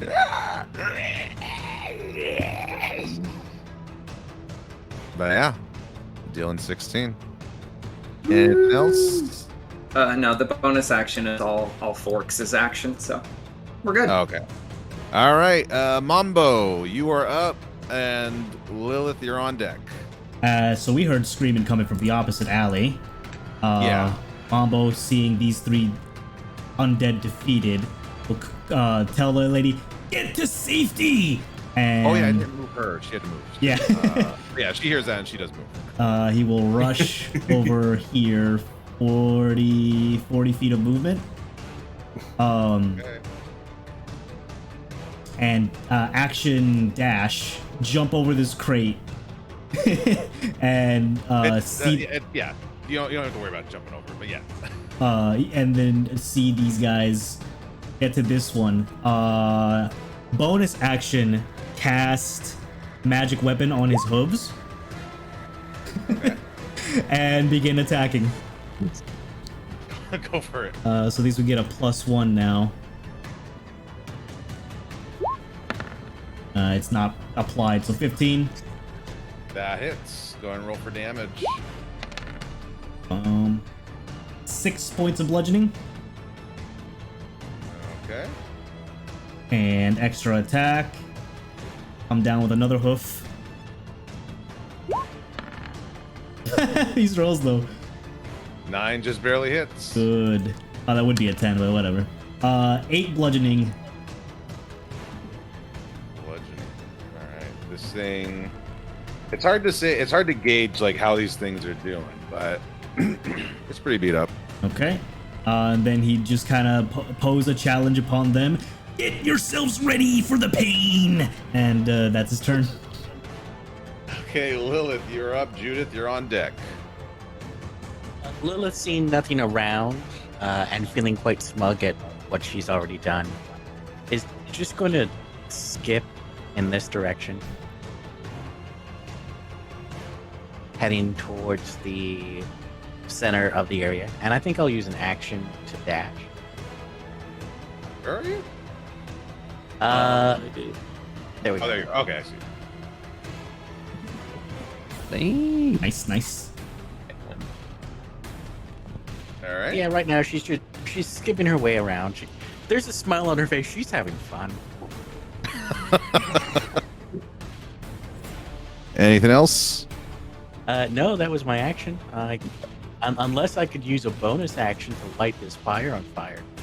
I'm gonna say that's gonna take an action. Yeah, then I'll have to wait till the next turn. Okay, Judith, you are up. Judith, seeing the nod of the Necro War that none of us fought in, is definitely going to know what that means anyways, and meet up with Sigurd over here and see if there are like zombies coming or doing anything. That's your turn. Well, you said that he saw more coming. Yeah. Oh yeah. So, Looking down, you do see like the alleyway extends past this border, but like extending, you do see a large amount of zombies still marching their way towards you guys. Is that something I could do something about, or Yeah, you can try. how many zombies would you say there are, DM? Oh, a good bunch of them. I don't have an exact number I can give you. A satisfying number of zombies, would you? I'll say it looks 69. like I think from where you are, from what you can tell, you can probably guess, at least from what you see, at least 8. All right.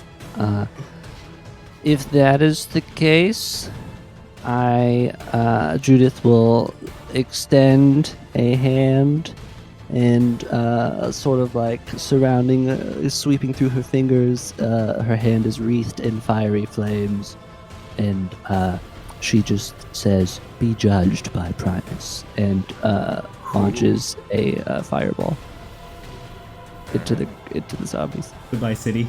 And you know what? I'll say say doing this because they're all really compact in this alleyway. I'll say it could hit more than one. Huh. But that does hit. Oh, I'm doing like fireball. Oh, Yeah, he's, Like the 20-foot. she just threw a grenade. gotcha. Is it 21 damage? It would be 21 damage, and they would all have to roll a dex save, and it is a 20-foot. Is it radius? Radius. Yeah, Mhm. 40 Yep. foot total. 40-foot diameter sphere. So they gotta roll a dex save. Yes, and Yeah. beat a They 17. take half damage. And what do they have to beat? 17. Wow, they failed a lot.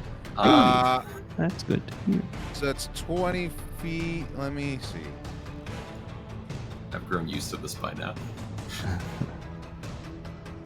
Holy shit! Oh, And it's yeah. 21 damage. 21 damage halved on a success, I believe. Oh, they didn't. None of them. I just rolled for group, Oh. and then they did not Okay. succeed. Yeah, 21 fire damage then. Wow. Right.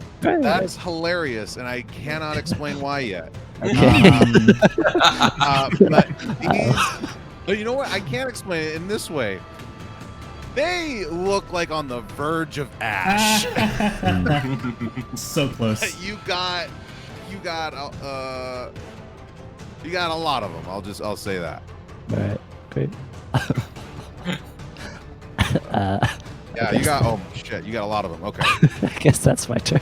that's your turn, and it is the undead, and I already rolled. And not at Because Sigurd. more- also.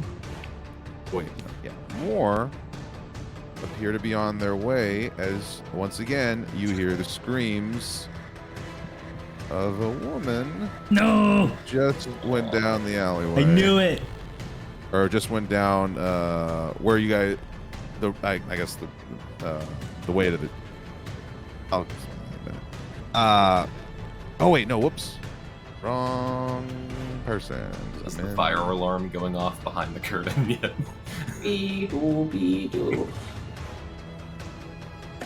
There we go.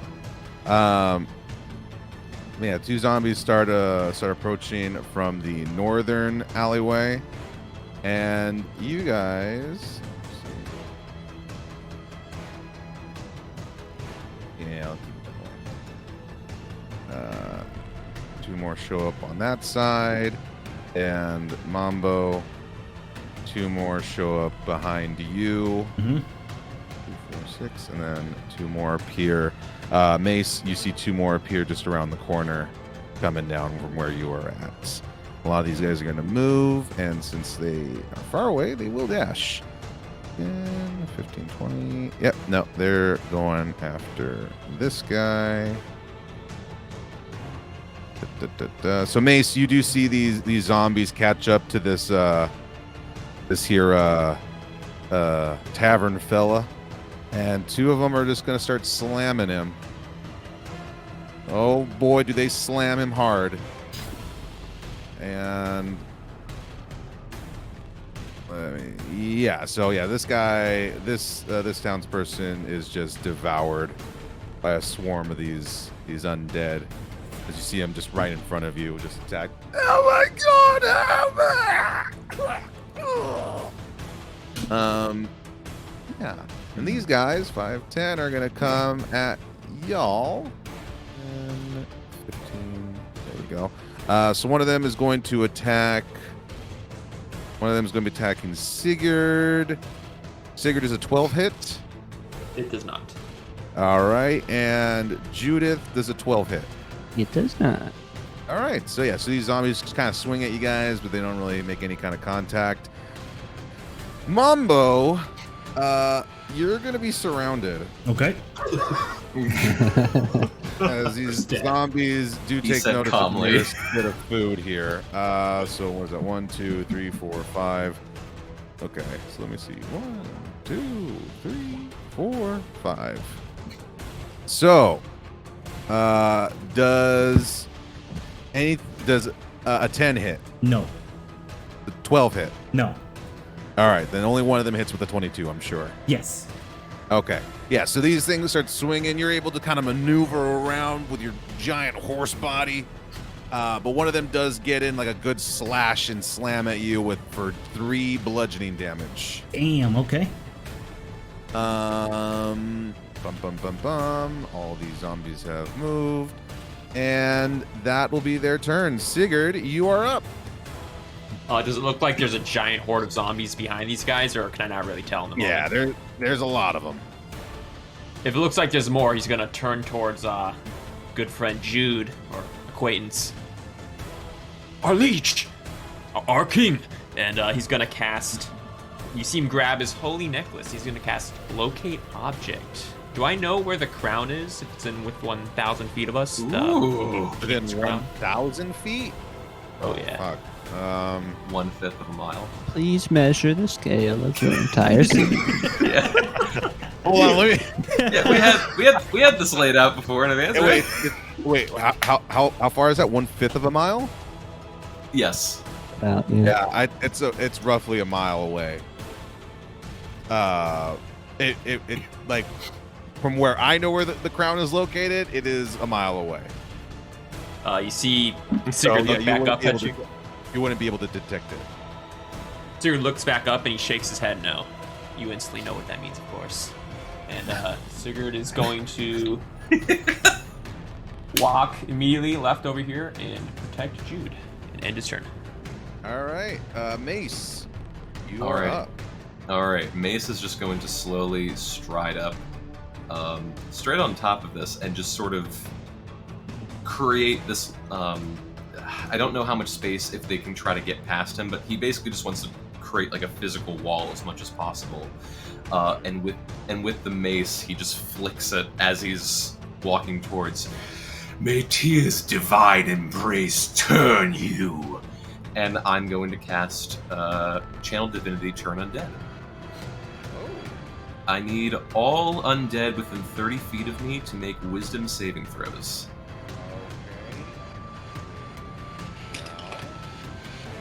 So they rolled a 0. Okay. Alrighty, and the other thing with that, let me double check where it says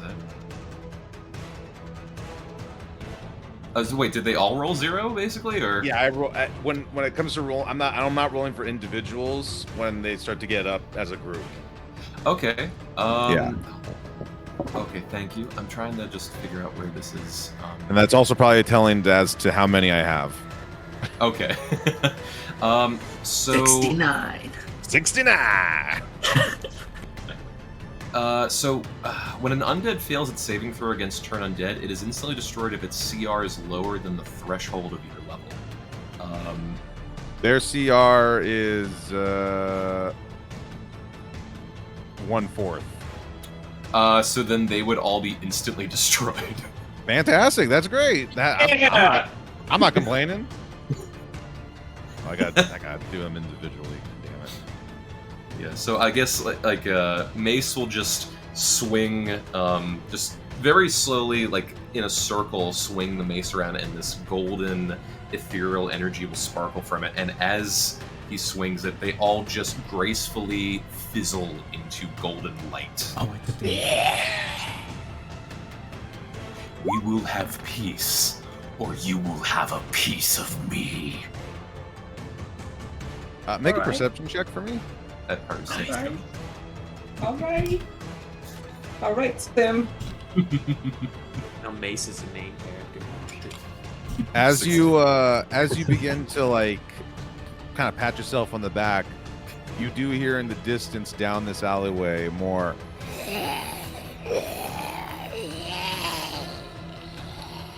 and shuffling. Is that your turn? I guess the last thing I'll do, I'll just stand there. I'll look back at the guards. Bring more. We have company. That's your turn. Yeah.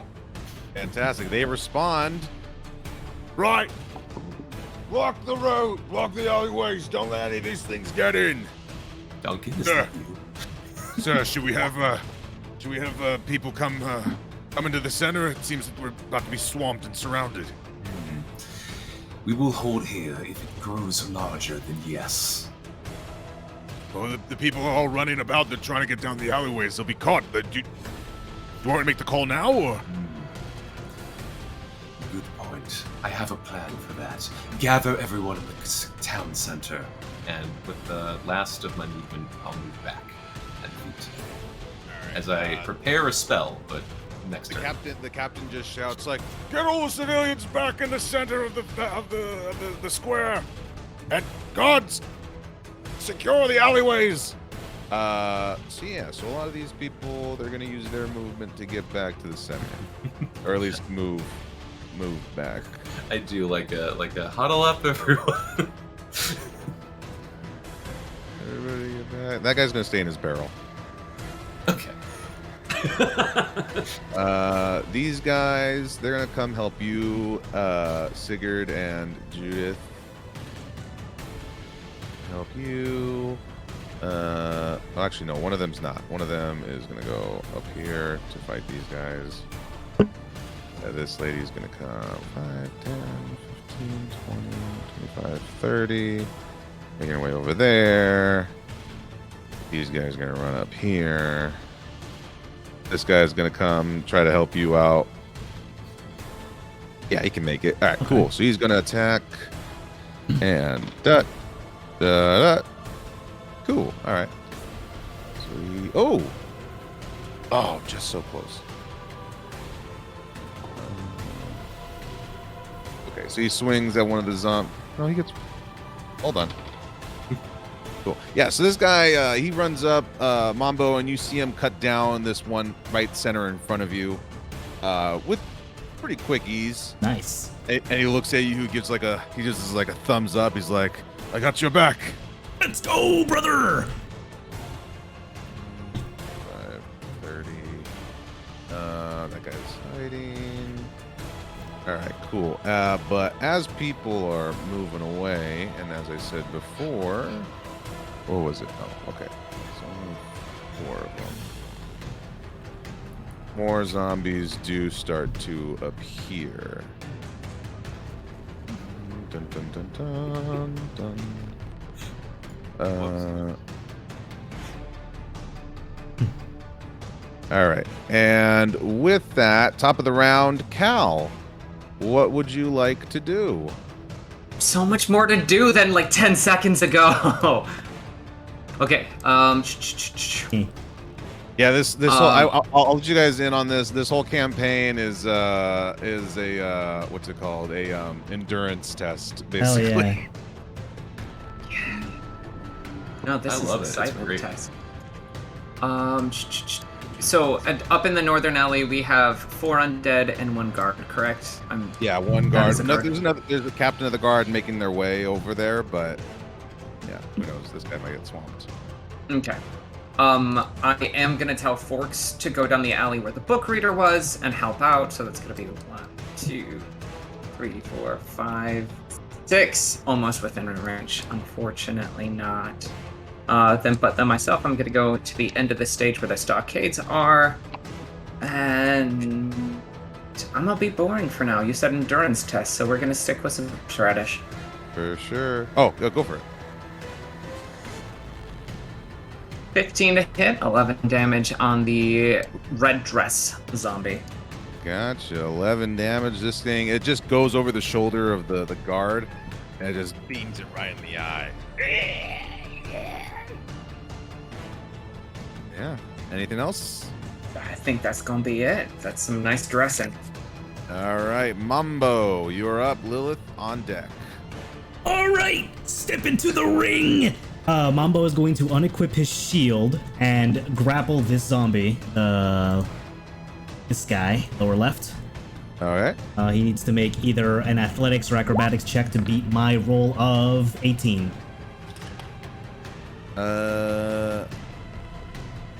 He rolled a 16, so you got him. I've got him grappled, nice. And then from behind, I'm gonna kick the guy diagonally right of me. Reckless, should I do reckless attack? Nah, they have a really low AC. With a magic hoof. 11. 11 will hit, and I'll tell you right now, you don't need to roll for damage. This guy only has 1 hit point left. Oh, okay, wonderful. So you basically kick him, and he's mostly burnt ash. Oh, that's burnt right. Corpse, so he just bursts into ash. Okay. And action. That will be it for me. All right, Lilith, you're up. Judith on deck.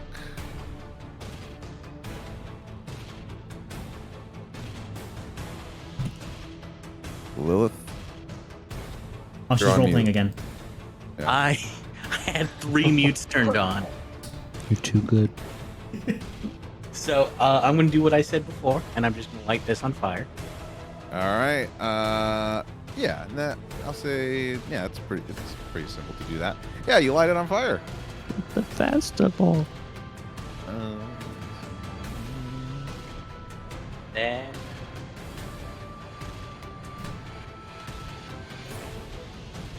I think I'll just start heading down in this direction. Seeing what's going on over here. All right. Poorly drawn flames, but you guys get it. Yep. What did you say? You're going down? Yeah, you're going down, and you just see Mambo and another captain of the guard just kind of fending off like a good group of zombies over down here. And you see some townsfolk, including a little girl, an orc, a dwarf, and a human, just kind of huddled up at the top of this deck here. You know, I noticed someone is missing. I'm not gonna say who, but it makes me curious. But that'll be my turn. Okay, give me one second. Hold on. Stop putting fire there.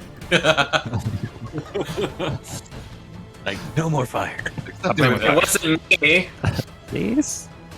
Hold on one. Let me see if it'll load. God dang it. It might just take a second. Oh, there we go. Ooh, Tim giving out his assets. Yeah, right? Mm, For free? Yo. Ta-da! Yo. that's a hot piece of asset right there. Sorry. Lilith, was there anything else you were doing? Yeah. That was it? All right. Judith, you are up. How far do you have to be away from something to not cast a spell at disadvantage? That's a thing, right? You just can't be within 5 feet of them. Oh, okay. Of a I can hit hostile. that one. I will shoot the one that's 10 feet away from me. I think you'd still get disadvantage because this one's bothering you. I will step back and risk an attack of opportunity. Yeah. Let's see. Does a 12 hit? Oh, we already established that. You're Yeah. fine. Sick. Alright, since he just tried to hit me, I'm gonna firebolt him. Go for it. 26 for sure is going to hit. For 8 fire damage. And 8 fire damage. This thing, similarly, I'm going to start letting you guys know. I mean, I'm going to mark them with a red thing. A lot of them, as I said before, are pretty burnt to a crisp. This is one of them, and he just explodes into dust. Nice. Yeah. And this other one is the only zombie that I would see from here. Yes. Okay. I will end my turn. Anything else? All right, Sigurd, you're on deck, but a few more zombies do appear. Just around the riverbed, just around the corner. 2 more here, and 3 more over here. All of them though are also, as I said before, very burnt. Label them. That's 3, 4.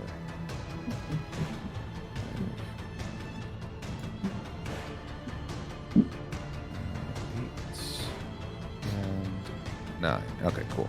But yeah, but they're going to be moving in 5, 10, 15, 20, 5, 10. Yeah, we'll go right there. All right. So these 3, they're going to attack you guys. So 2 of them are going to go for Sigurd. Sigurd, does an 18 or a 14 hit? The 18 hits. Okay. That is going... So you're going to take 5 bludgeoning damage as one comes just careening their arm right at you to slam down. Another one going for Judith. Does a 17 hit? It does not. It does not. Oops, my bad. I rolled. Okay, so this one kind of swings and a miss. Down here, God. I'm so sorry, Mambo. It's all good, bro. 15, 5, 10. 5, 10, 15. Okay, so 1, 2, 3, 4. 4 of them are going to attack you.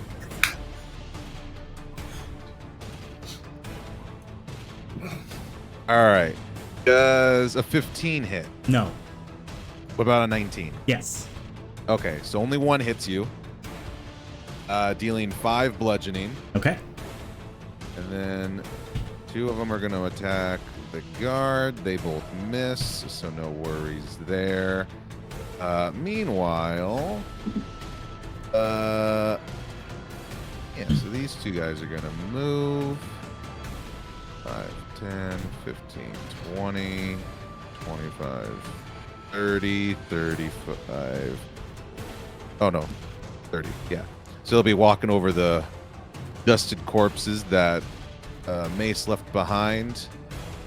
And then these guys, 10, 15, 20, 5, 10, 15. These 4 guys are going to attack the guard. And yeah, they kill him. No. Yeah, so one guard is dead down this alleyway here, but that is the zombies' turn. So Sigurd, you are up.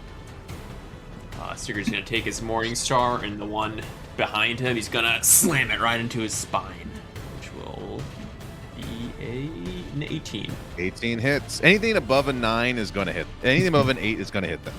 Awesome. So Which one are you attacking? The one that's close to Jude. Okay, yeah, this one. Yes, this one dead.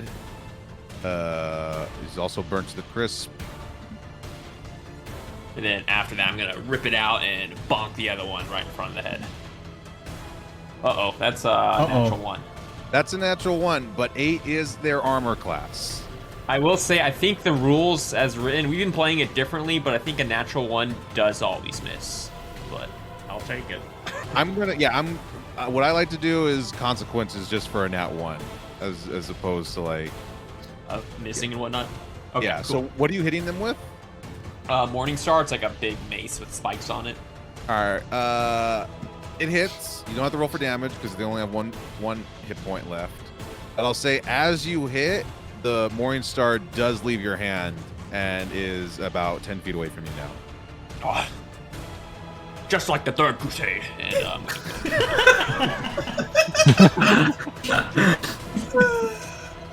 yeah, you didn't attack opportunity, so that's good. Yeah. Anything else? Back, pick up my mace, or pick up my Morning Star, give her the nod, and end my turn. Okay. Speaking of Mace, you are up. Hey. I freeze and turn back towards the guard. I'm sorry, I'm new at this. The casting time is far longer than a singular action. No, don't worry. I'll do my best to hold these demons off.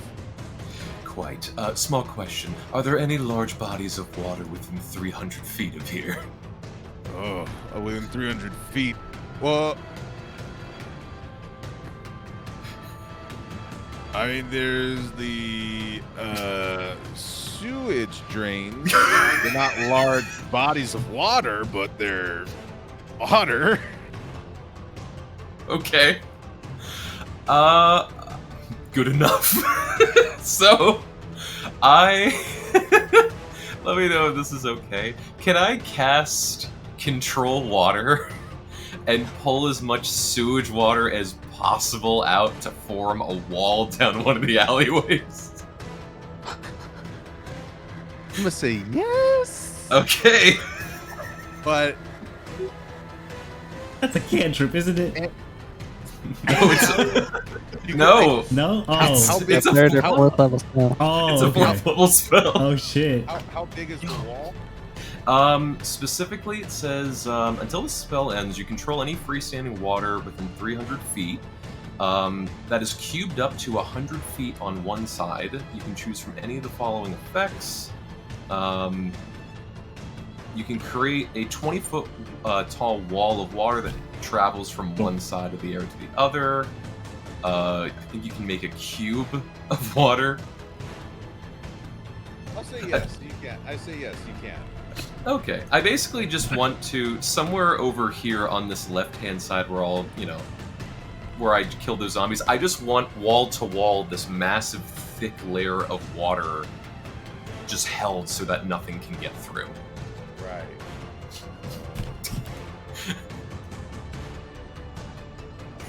The wall appears just right in front of the captain, and he just kind of looks like, ugh. Not my brightest of moments, but effective nonetheless. It'll do, I guess. Yeah. Good job, Sigurd. I'll pull out a thing of holy water and just chuck it into the wall.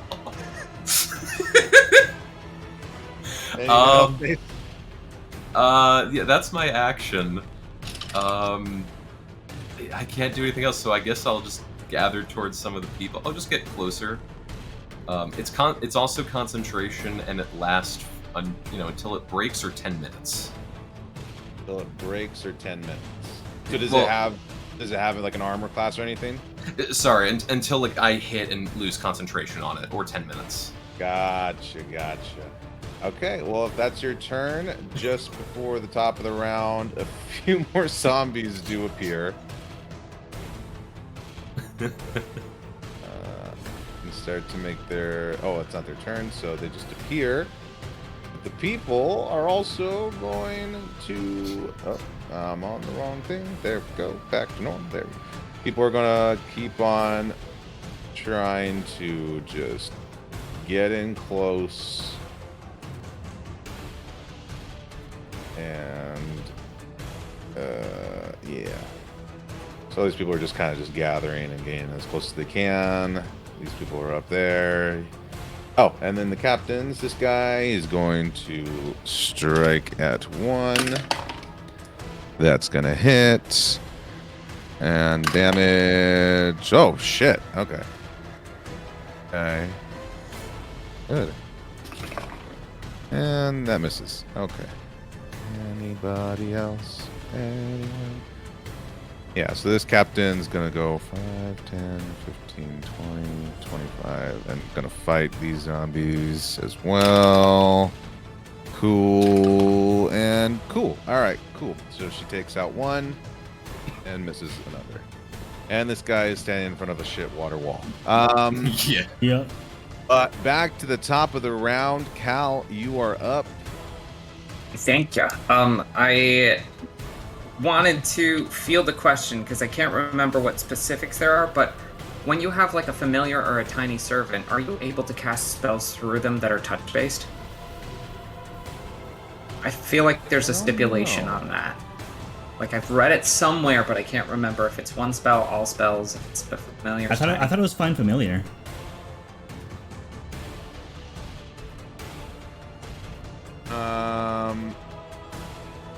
This would be. Can you say it again? What exactly you're trying to do? So when you have like another creature under your command, I thought you were able to cast spells like they were originating from your familiar, like touch-based spells. I don't remember where I read that. I think it might be a specific subclass, but it doesn't sound familiar. I know you Find can Familiar. do that for Artificer. Yeah, I know Walders could do that. Yeah, the Find Familiar spell specifies you can cast a spell with a range of touch through the familiar. If it's okay, then. If it's within 100 feet. Then that's But you cast Tiny Gotcha. Servant. Tiny Servant might also do that. Tiny Server doesn't have it in the specs. Okay, So there was another robot that Artificers have then. I just wanted to make sure. That's why I asked. First things first, Forks is going to move that final 5 feet into the space down here and slam into this zombie. And it's got a +5 to hit. 20 to hit. Nice. That hits. And it's going to be 1d4 plus 3. So 1d... That was a 6. That same thing. 6 damage. Beating this zombie right beside the head with a magical flying spoon. The spoon just smashes and mashes this zombie into a paste on the ground. So, the description does say that it sprouts little arms and legs, so it's definitely going to give a thumbs up to the guard right next to it. He's dead, he's here. And in the meantime, Cal, looking up this wall of zombies that is going on to the north, he's going to shout to the captain of the guard and say, "Oh, sorry!" And then cast Fireball into the area. Into which area? Northern alley. Oh yeah, go for it. So he's casting he's casting the spell and shouting sorry because he's about to frighten her because she had no reason to think he can do this, but he's gonna sculpt the spell to make sure that she doesn't get hurt at all from it. And so everything else, 15 DC Dex save. 15 DC Dex save. They rolled a 5. They all take 29 jalapeno damage. And As they're all dead. As he opens his book and, like, not normally how you would, but outward and vertically, and out of it just shoots a ball of jalapeno peppers. And, like, all around her is a puddle of jalapeno juice that is just, like, mildly staying away from her. You good? You fine? Yeah, good. Wow. Should have led with that. Sorry! Great job. And that's Cal. Alright, Mambo, you are up. Mambo Jim has this one in a headlock, and it'll take 1d4 bludgeoning damage at the start of my turn. It takes 4 bludgeoning. He's giving him a really crushing noogie as he swings him around while kicking this guy and this guy with his hooves. Alright, roll for damage, or roll to hit. I rolled a True Mambo Jim fashion. True Mambo Jim fashion. 21 hits. This guy at the top takes 9. Anybody with red, it only has 1 hit point. Ah, good. Just don't roll a 1. Hey, hey, we take those. And then this guy down here attacked. And he's just Whew. as well. Alrighty. Nice. Nice. Whew. And we just keep this rodeo going. That's my turn. For sure. Lilith, you are up. Judith on deck. Lilith, keeping her way down here, takes a look at this, sees that everything over here seems to be fine. Continues on.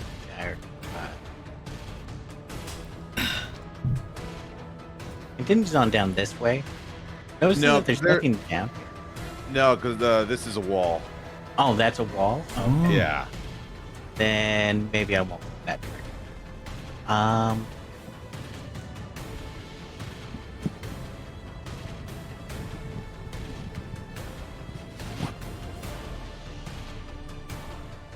You know what? I'll keep going this way. All right. Is that your turn? Give me one second. I'm just seeing if I have.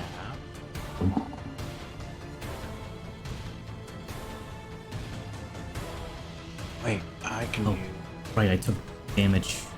Oh, I have to do concentration check. You know what? I'm going to use a bonus action for cunning action so that I can dash. To stand on top of this dead body here, Okay. and I am going to swing my sword at this one here. Go for it. Just gotta hit. There it is. Oh, Nat 20. This is what happened. You cleave into this thing so hard that it transfer over to this guy, and you kill 2 at once. Yo. Dang. So now it's just the zombie and the noogie. yeah. Yep. And that'll be my turn. All right, Judith, you are up. All right. You said red dot means like 1 HP, basically. Yeah, red dot, 1 HP left. All right. Sigurd, I'm falling back. There's no reason for us to be sitting in this alleyway by ourselves. And then I will firebolt the thing, the zombie. Okay. Sorry. Hit, and with just 1 hit point, it goes down. All right, beautiful. And I will start walking. Oh, where's my roller? Oh, that's not it. Over there. And I'll say to this guard guy, you're coming with me. And as a bonus action, I'll use my telekinetic hand thing to like force him 5 feet along with me as a sort of encouragement. Right behind you. And so if he would either voluntarily or not so get dragged along. Right. And that would be my turn. All right. It is the zombie's turn. Okay. So, Sigurd, you see just 3 more pop up. And there we go. 5, 10, 15, 20. So they all come up to you. Yeah. Yeah. So these 3 are going to attack you, Sigurd. All right. Does a 19 hit? A 19 hits.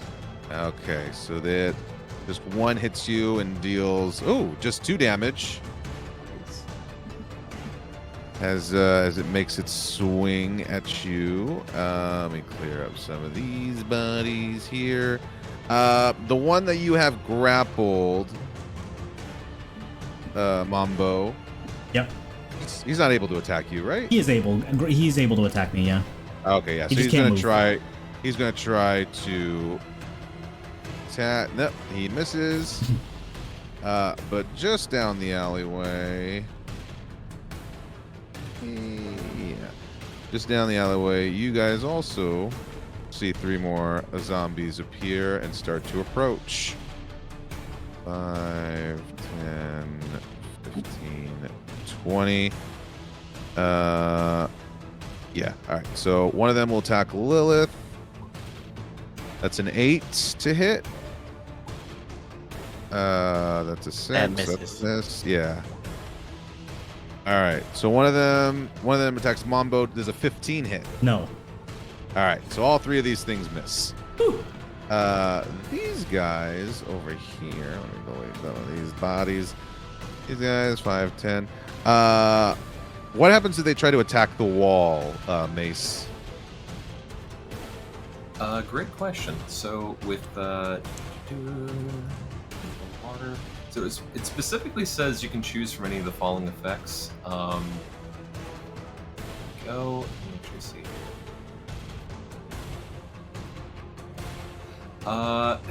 There's. Well, that's more like a vortex. That's not really the actual. It's more of just a direct wall. So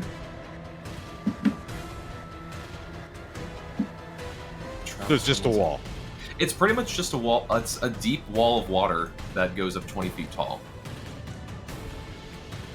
So I think attacking it won't like cause it any damage. I think they can try to go through it, and maybe it's like rough terrain. Okay. It doesn't really kind of go into the specifics of it. We'll play it as it's just a wall. Okay. Full of dead opossums and carny food and. Yeah. Oh man, this is great for them. Alright, and then a few more appear from this alleyway. And Damn. 5, Oh, Oh god. oh, 15, 20. Cal, reload. Got any fireballs? Oh,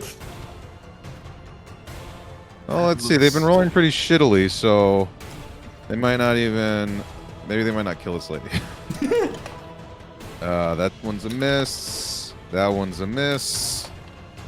And that one's a miss. Yeah, these zombies are fucking terrible. They're zombies. But that is their turn. Sigurd, you are up. It looked like this wagon would be able to block this alleyway somewhat if it were to be moved there. Yeah. It could. Sigurd's gonna turn to the guard. Do your service to the king. Grab that wagon and block the alleyway, and then fall back. I'll cover you. And he turns back around and uses his Morning Star to thwack this guy on the head. All right, roll the hit. 19. That hits. This guy turns to dust. Hell yeah.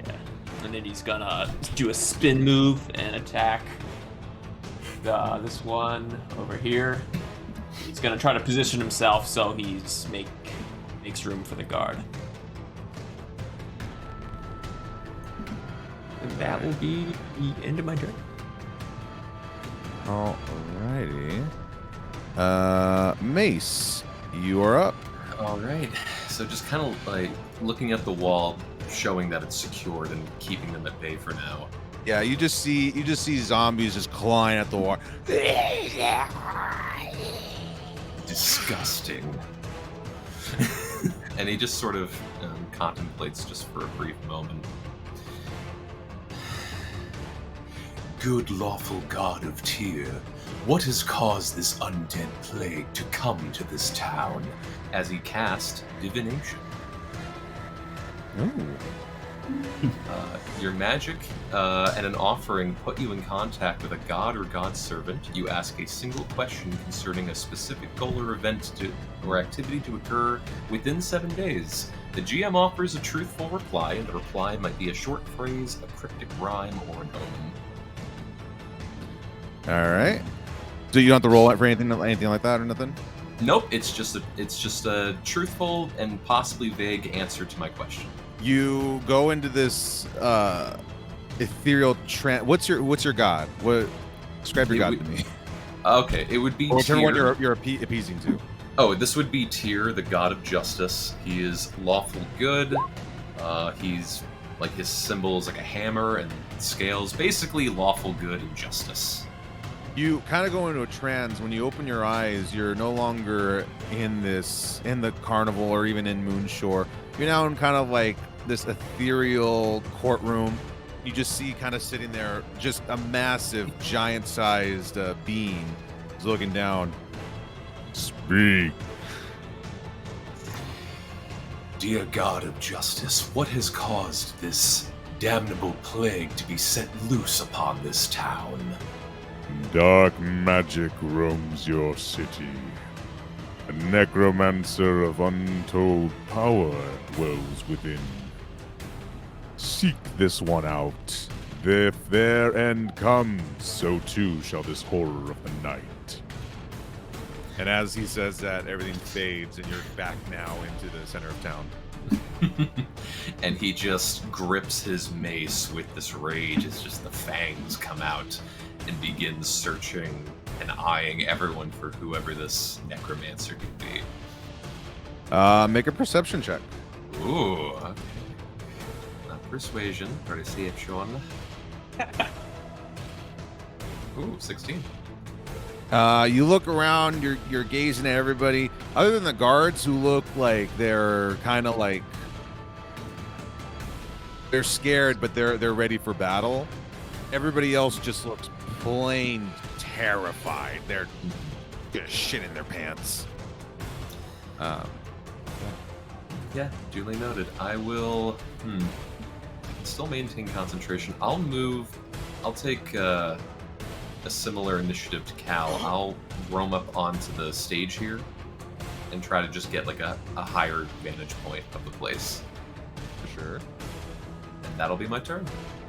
All right, top of the round. Top of the round, and no more zombies seem to be appearing. No more zombie reinforcements are appearing, but town folk are still huddling near the fire. A lot of them are freaking out. A lot of them are panicking. And they're, what are we gonna do? Oh my god! Captain of the Guard, she's just soloing these guys over here, so she's gonna do her best. Hits and cool. Yeah. So she's able to take out 2 of them. And this guy, Sigurd, you ordered him to move that cart? Yeah. Okay, so he's gonna try to do that. He is gonna get an attack of opportunity on him. That misses. You see him struggling to do it. He's trying his best, but he's making very little progress as he attempts to do this, to move the cart.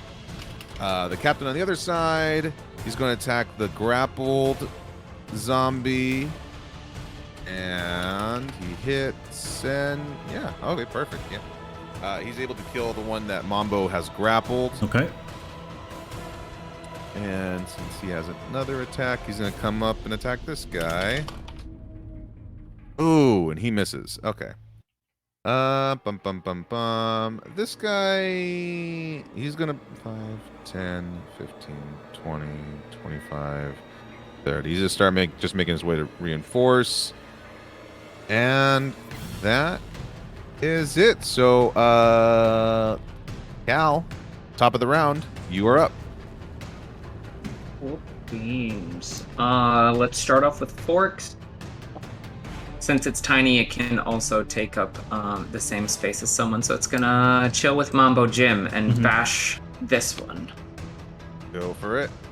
Roll to hit. Ooh. That's gonna be a 12. Oh, it's a 12. Oh, that hits. Yeah. Didn't And have the this one is modifier more- because I'm not on the sheet. Gotcha. This one is one of the ones that's pretty burnt, so just bursts into dust. Excellent. And Forks is gonna take its place and give a thumbs up to Mambo Jim. Yeah, Mambo, you just see this spoon give you a thumbs up. Mambo gives a thumbs up back. The Excellent. wonders of this world will never cease to amaze Mambo Jim.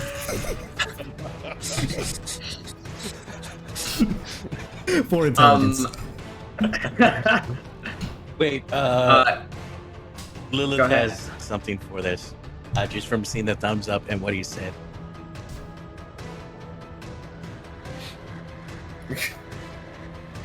Yep. Load. Aww. But he's my dum-dum. Cal, anything else? Yeah, Cal has moved to help with the Captain of the Guard, kind because somehow he got frustrated by someone describing her as soloing these zombies. But he's gonna walk up and he's gonna tap himself on the throat and put a piece, like a mint leaf, into his mouth. And he is going to cast a dragon breath. Ooh. 15 DC dex save. Obviously, if whatever cone that you want to use, I'm either going to sculpt her out of it or just make sure it only hits them. But yeah, So they fail. DC 15. Excellent. 10 cold damage for each of them. All right, for all of them. Yeah. Okay. Anyone that fails, 10 cold. You breathe this cold breath on them, and weirdly, it actually hinders the smell of their rotting flesh, just for a little bit. But yeah, these things, like some of them, their fingers fall off from accelerated frostbite. Other pieces begin to like just slowly peel off from the cold. But yeah, these guys are pretty chilled. Yeah. And that's my action, movement, and bonus action. That's me. Alrighty, Mambo, you are up. Lilith, you're on deck. Do these guys look like they're burnt, or are they not? Yeah, burnt? they're plenty. Alrighty. Seeing how hyped he is and the adrenaline's coursing through him, he probably still thinks that the grappled zombie on his hand isn't dead yet, so he's still punching the shit out of it while continuing to attack these two. All right, go for it. Oh, you'll love to Oh, see that it. hits. Oh my. They're too far away for it to work on both of them together. But I'll say this one. Tell me how you kill this one in spectacular fashion. Oh, jeez.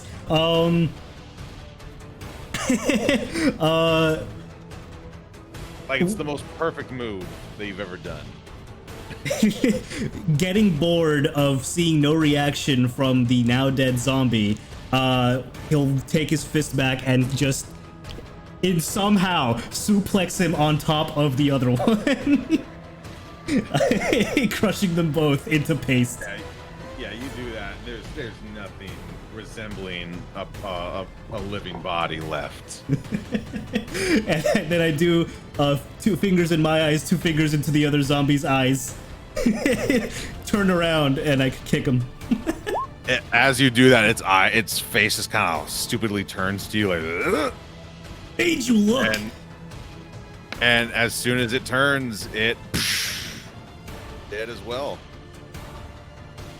As far as you guys can tell, you've cleared this alleyway. Okay. Anything else, Mambo? So I don't see any more. I still hear fighting in other areas, right? You still hear fighting. You hear, shouting and yelling, some screams that just sound like just throughout. It doesn't really sound like particular location, but you do still hear fighting going on. Alrighty. And I'll just use my full movement to move over here. Stay safe! And that's it. All right, Lilith, you're up. You just saw Mambo finish off. Oh, and Judith, you're on deck. You just saw Mambo finish off the zombies down this alleyway. What would you like to do? Seeing that there's nothing here, first thing Lilith is going to do is use a bonus action for eye for detail. Just to perceive if there might be something hidden or someone hidden around me at all. Yeah. What did I do with that one token? Oh, damn it. Okay, got it. Hold on. I might have gotten rid of somebody. Oh, shit. I know who you got rid of. I've been wishing that I had a reason for Lilith to wonder about them, but she doesn't even know they exist. Yeah, you do see like kind of like looking around.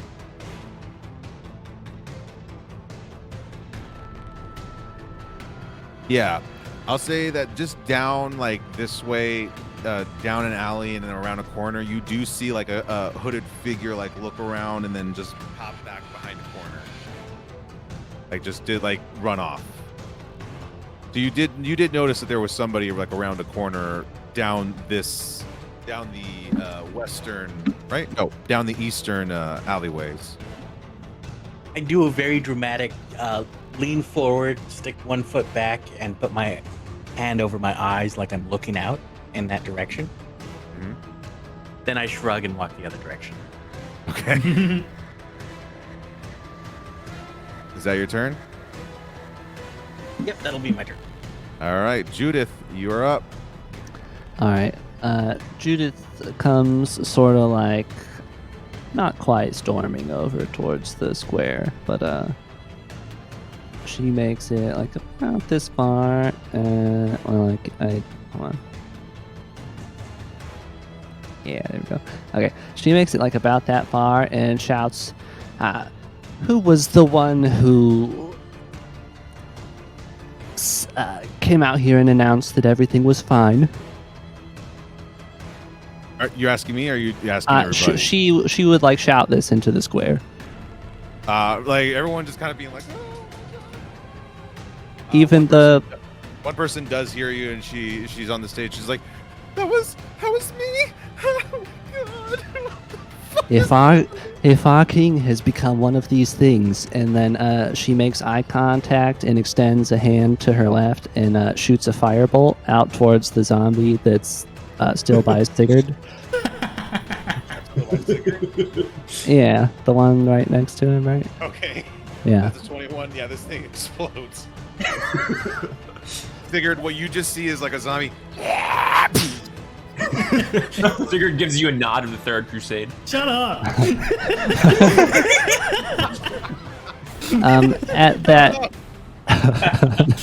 At that nod, Judith will use her bonus action and her invisible mage hand. She will use it to shove Sigurd 5 feet closer to that cart to help the guard guy. He consents. And I can link the feature again, but it's the same one. What? No, I'm just linking the thing that I'm using to shove his dealio. Gotcha. It's the bottom part specifically. Sigurd, do you want to challenge it or do you just let it happen? Oh yeah, I consent. Okay. Evil is trying to enter my mind. Judith, anything else? No, that'll be my turn. All right, it is the zombie's turn. This one is going to attack Sigurd. Ooh, and that's a 20 to hit. That hits. Dealing just 2 damage as it claws. Your armor is just so thick that these things have just been kind of like just pounding on your armor. So it's more like the vibrations and the momentum that's hurting you as opposed to like them physically hurting you. Sigurd laughs. There's no more down there. These ones over here are just still clawing at the water sewage wall. And then these guys, 2 of them are going to go for Cal. One of them is going for or 2 of them are going to go for the captain. So let's find out. That is a 12 to hit. Hits. Yeah. That hits? Yep. Okay. And then the other one, oh, same thing, 12. All right, That so hits. both these eyes are going to hit you for 10 bludgeoning damage. Okay. And then the other 2, ooh, that's a hit, and that's a miss. All right, and then only one of them hits the captain. But that is their turn.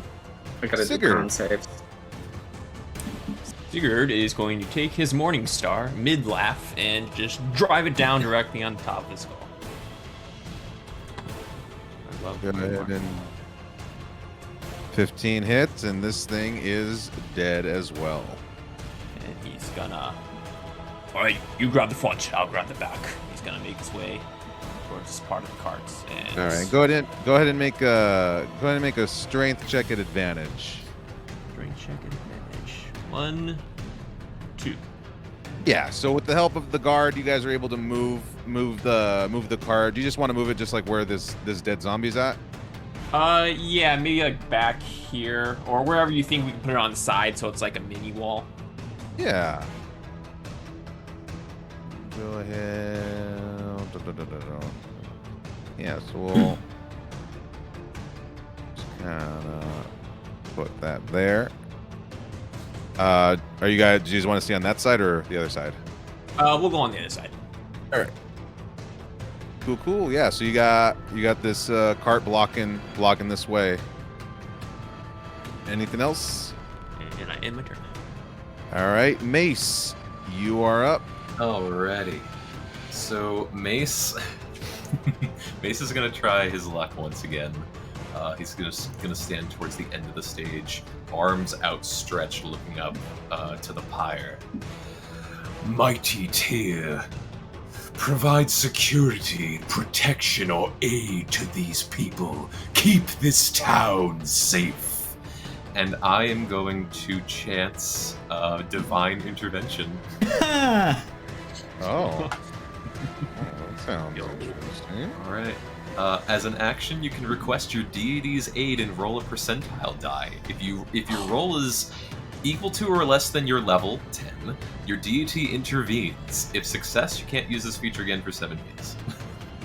Okay, wait. So if you roll and you fail, the deity intervenes, and if you roll and succeed, nothing happens? So basically, if I roll a 10 or lower, the deity intervenes by your discretion. If it's an 11 to 100, nothing happens. Gotcha. Okay. I'm basically making a phone call to God. Yeah. Gotcha. All right, so let me click this real quick, and then I'll just roll a D100 and roll 20. So let's see. Ah. So nothing happens? No. You begin to call your god, and all you get is...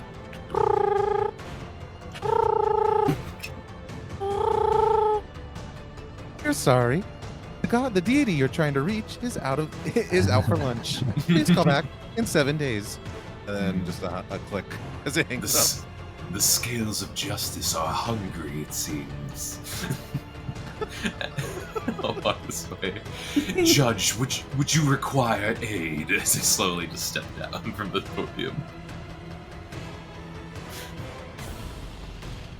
I mean, I don't know.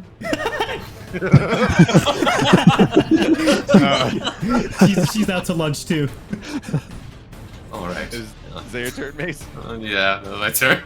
Okay, it is top of the round. These townsfolk are gonna keep on huddling and being afraid. Hung up by God and rejected by my squad mate.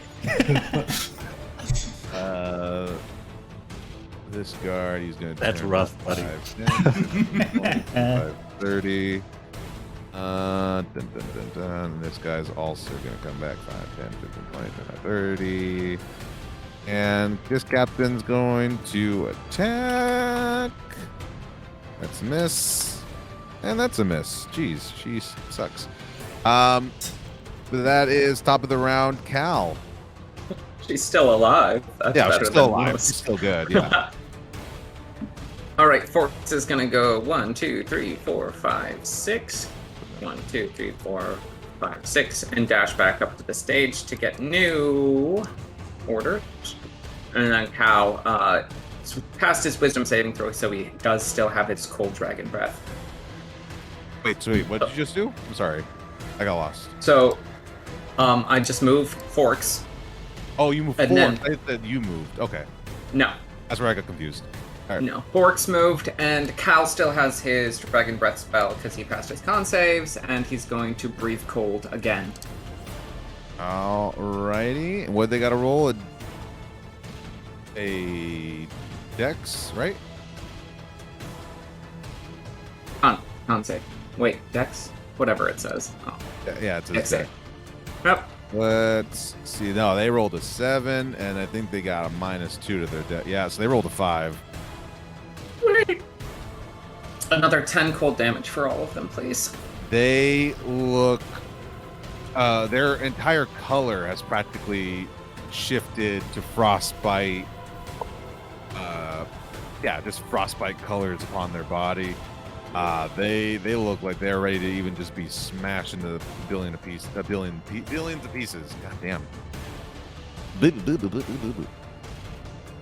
And then Yeah. Cal's gonna turn over to the rest of the party and be like, "Oh, free salads for anyone who ends up finishing these guys off." That your turn?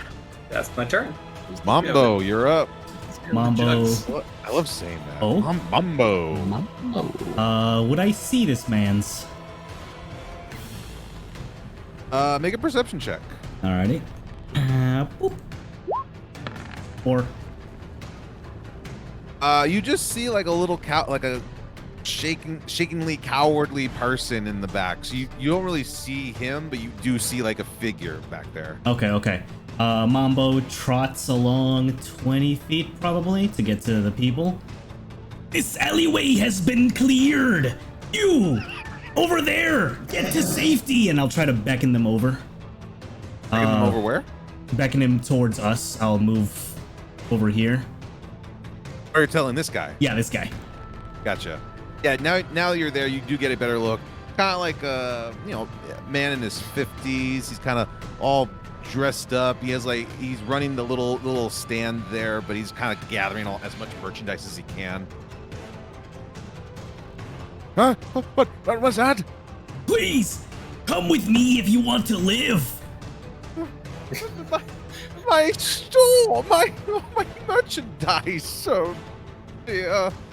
And yeah, and he'll kind of slowly start to make his way towards you. Alrighty. That is it. That's my turn. All right, Lilith, you are up.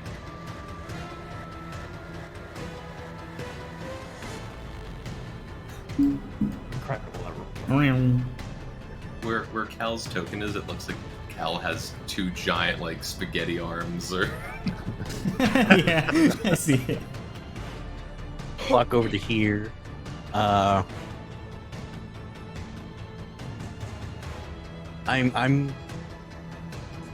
just waving my arms, trying to get some people's attention. Yeah, some people notice you. I point down the alley, do that same lookout pose I did before. Just trying to tell people there might be something down that alley. To go down this alley. Yeah. Are you trying to tell just like anybody who will listen, or specific people? Well, specifically the party, but they might be busy. Okay. Gotcha. Okay. Well, whoever sees that, interpret it as you will. Where is Lilith? Down down there. here. Right. I would guess I wouldn't see it. Yeah, so probably Mambo, in terms of party members, Mambo and... Mambo said, "Yes, I I'm can just kinda- see it is clear." I think that'd gotta be it. Just be Mambo. tell you something. Anything else? Yeah, add Mambo saying that I roll my eyes and end my turn. Okay. Judith, you are up. I'm afraid I don't quite have it in me for a whole salad, but I'll go for it. And I'll attack, I don't know, just like one of these zombies up here. All right. That's a go hint ahead that and she ate roll your the Choco hit. Taco. When I see so- evidence of the Choco Taco. Yeah, with that fireball, you just ignite that zombie into flames, and it just falls to the ground. Beautiful. That is basically all I can do. Okay. It is the zombies' turn, and they are being frozen by Cal, so 2 of them are going to attack you. I'll move just slightly. Does a 17 hit? Yep. 17 hits. So one of them is going to be dealing just 2 damage. Woo! their frozen body is making them move even slower, but as he just kind of hits you under the chest, this one other one is going to attack the captain. That hits, and that's not for much. Okay, but that will, and those zombies over there are still struggling to get through the wall. Sigurd, you're up. Since Sigurd is going to use his action to cast Divine Sense, which allows me to know the location of any celestial, fiend, or undead within 60 feet. Do I sense any behind the wall or coming, or do I sense any near the center of town? You don't sense any in the other than the. Those guys far enough for you to even sense? Let me get Other than the ones that are attacking Cal and the captain, you don't believe you're far. Yeah. You don't sense any undead other than the ones that are coming down from the northern part of the map. Sigurd will then 5, 10. Join Mace up top here. And he can make it. He'll stand right here, actually. All right. Is that your turn? Yeah. Mace, you are up. All right, I look back at Sigurd and give a polite nod.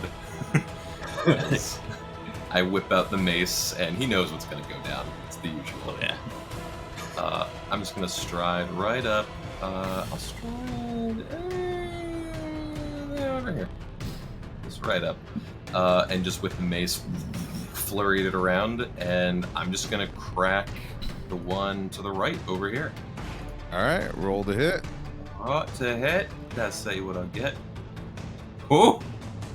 25 hits, and it only needs 2 damage. That's all I'll say. This one is also Dunzo. Alright, I just want to roll it just for the fun of it. Go for it. There we go. Yay. Yeah, if you had to roll 1 for it to still be like kicking and screaming. Okay, so yeah, just crack it straight down. And then, yeah, just that's it. Just one at a time. All right. Captain of the Guard is going to move up and attack this one. They're going to hit. They're going to attack the other one. They'll miss, but this one is dead. This guy, 5, 10, 15, 20. He runs up and he's just like, I want that salad! And he hits. And this guard finishes off. It within the immediate vicinity is the last zombie. Within the area.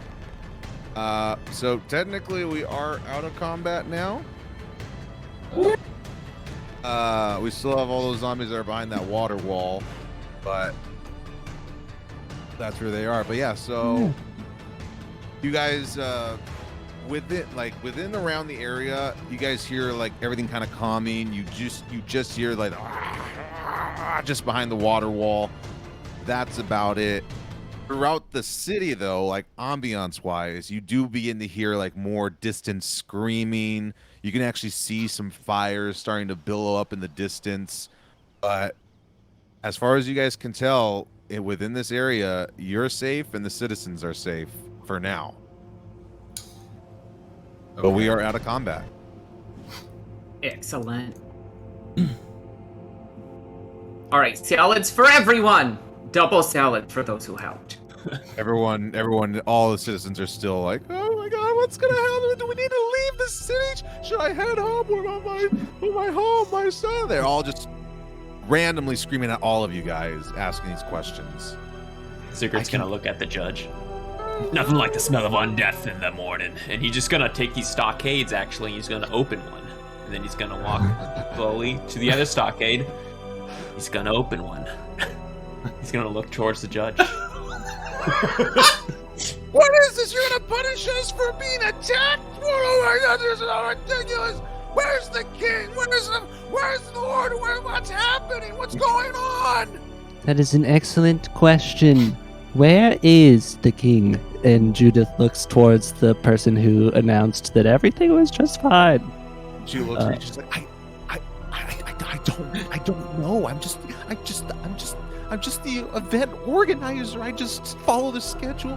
He was supposed to come.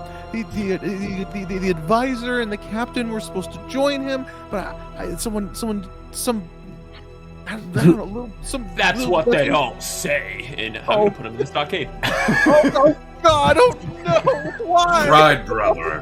Pride brother, ease. I look to the building just to the right of us over here. Is there like a singular door? Like how many ways in and out would I know would be in this building? There's a couple doors. There is like a door that right here, and then there's a side door over here. Okay. Question. Mhm.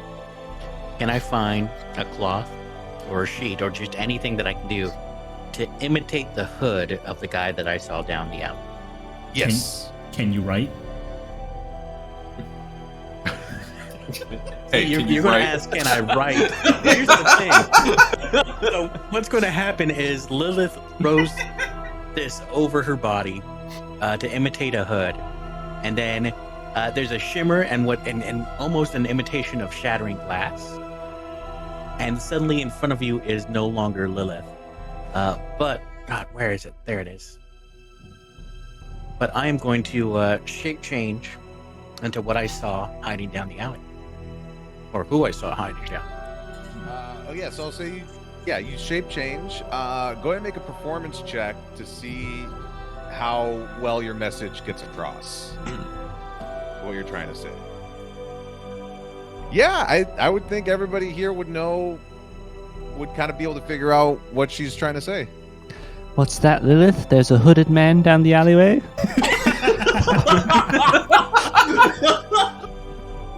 dropping the cloth, changing back. I give you this look like, duh.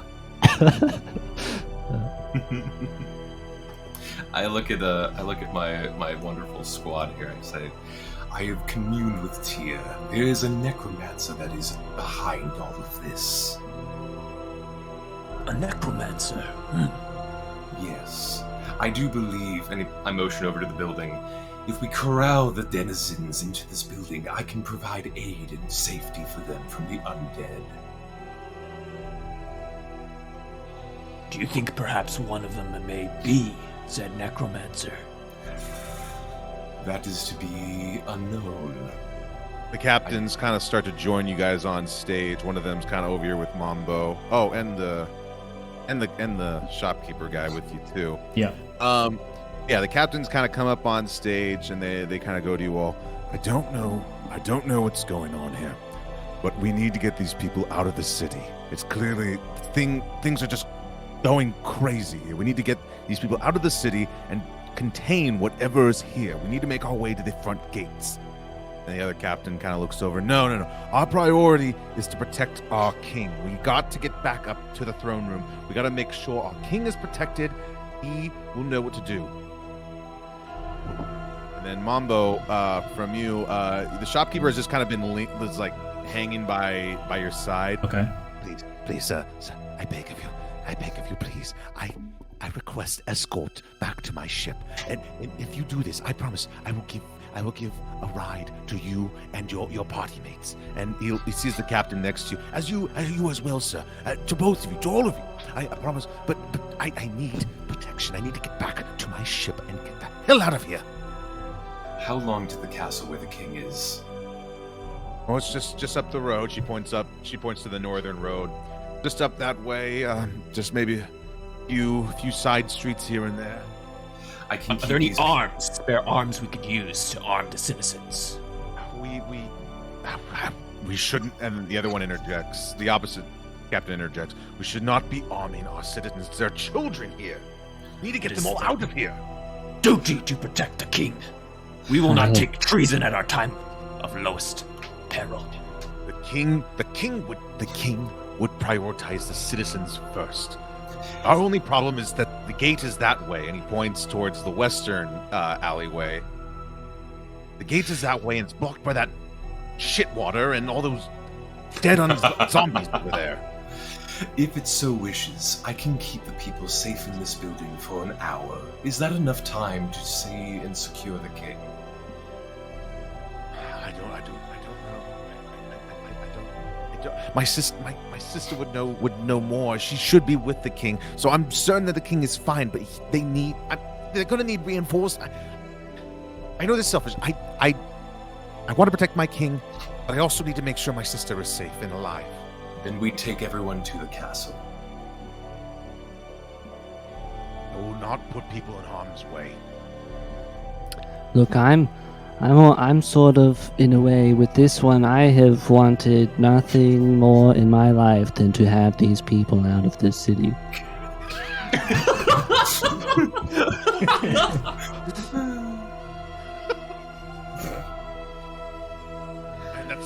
And that's not why we should help them out of the city. But yes, we should get these people out of the city. How about how close is the city gates to let them? So like, you guys are like dead center of this giant city. So I'm not good with measurements of distance, but I'll say like it will take a little while to get to one specific location.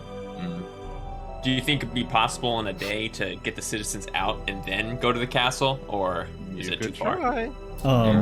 Mambo turns after hearing this guy's proposal. Mambo will get you and the citizens to safety. He will. I don't. No. He will walk over here.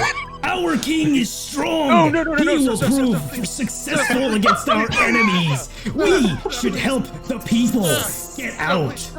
And I don't know. Shut up. he has said his piece. We must first destroy those behind the stinky water. Oh God. So no, I have a ship. It's not large enough. He has a ship to get you all to safety. I can. Praise this man for his generosity. It is glory. I cast blindness and deafness on myself. Hey,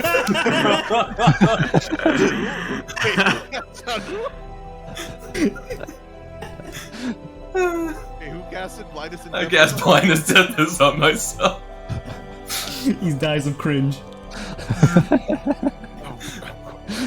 He kind of runs over. He whispers something to this captain, and he kind of runs over to look for somebody else to help him.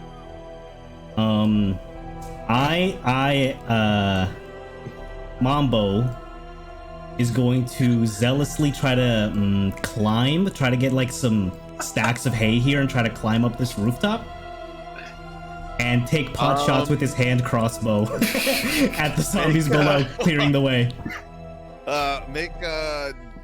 Just because this is like an unnatural stairway, make a dexterity check.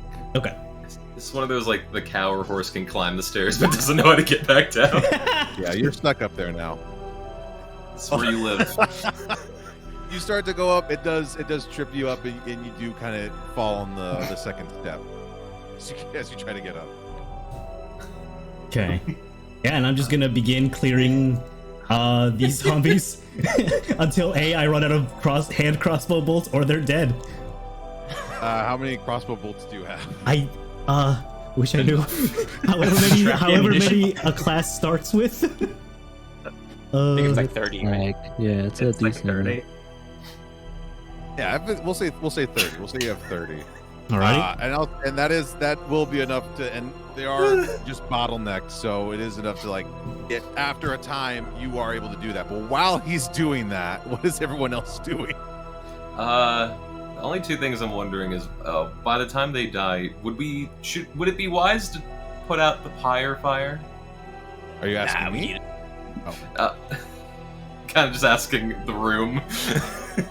I can do that. I can do that. And with the last of his dragon breath, he can blow cold damage all over the fire. Okay. Oh, you guys are putting out the fire. Just in case. Just in Would case. Would Singer know if there's a sewer system, DM? Yeah, everyone would know like there is a larger sewer system, but there's only like one there's an entryway, and then there's also like sewer grates. But I have cleared the way for us. Oh, Ghosting. ooh, I love ooh! it. Can we send them through the sewer? That's exactly, yeah. I'm wondering if we take some of the water out, perhaps they could crawl through the sewer systems while we take the keep and salvage our king. The best of both worlds. Would the guards know if like the sewer systems go out? Like if we can escape them that way? The sewer system just goes out to the ocean. It connects to the city, but doesn't really lead out of the city safely. The ocean is safer than a zombie-infested sea. I can Moses this shit if need be. I can cast it again. If anybody noticed, Lilith waved goodbye and went down the alleyway. Oh. No, I'm shooting zombies in an alleyway.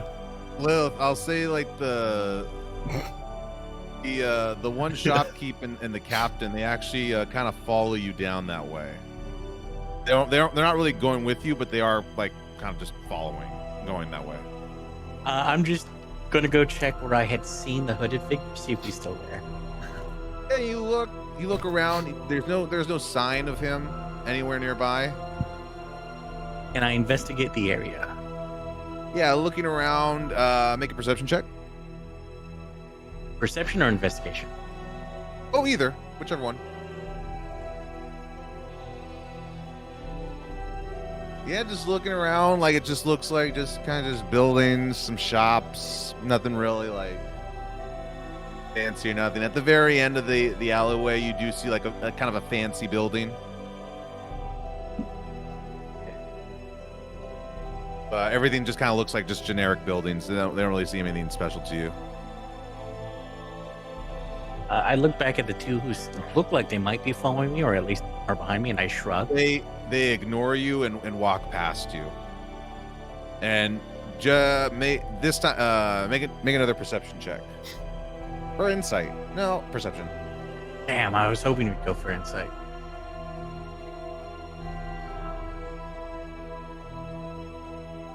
You can tell they seem to be making their way towards the docks. Before they leave, I run up to the business owner and I hand him a card. You hand him a card? Yeah, I hand him my business card. Oh, okay. Oh, well, thank you, Miss. If you would like, please come escort me safely to my ship, and I'll ensure your safe leave of this godforsaken city. Oh, it's all gonna burn. It's all bad. Please, the more protection I have, the better. And he just kind of stares at you. Wait. Lilith pats her chest with a smile because she's the one who's going to make it all burn. And then skips back down the alleyway towards the center. I don't know what that means. Fuck it, let's go. Let's just go. And him and the captain just continue on. But back on stage, you guys are still. So what I'm saying, we put the children and infants in the buckets and we send them down the sewers. The way's clear. There are no more undead along the path. A barrel per person, perhaps. Sigurd nods. That's like what my fingers say. Look, get rid of them however you'd like, but we need to save the king. Fair point. Well, either way, I'm taking some men. I'm getting these people out. It looks like the way is clear. That your horse friend did well over there. Yeah. His name is Mambo Jim. Of course, Mambo Jones. Mambo Jones. Anyways, people, people, we are going to get you out of this city immediately. Please follow me. And he points at one of his guards. Edgar, let's lead these people out of here. Could you? And he looks at you, Mace. He's like, could you put down that shit wall? Oh, sorry, I was deaf for a bit. And just sort of flicks a hand as the water just gets soaring off into the sky. It's gonna land on something. Not it. some poor civilian, however many feet or miles away, just gets poured on with sewage and carny food and raccoons. Oh Camera no, pans. catches.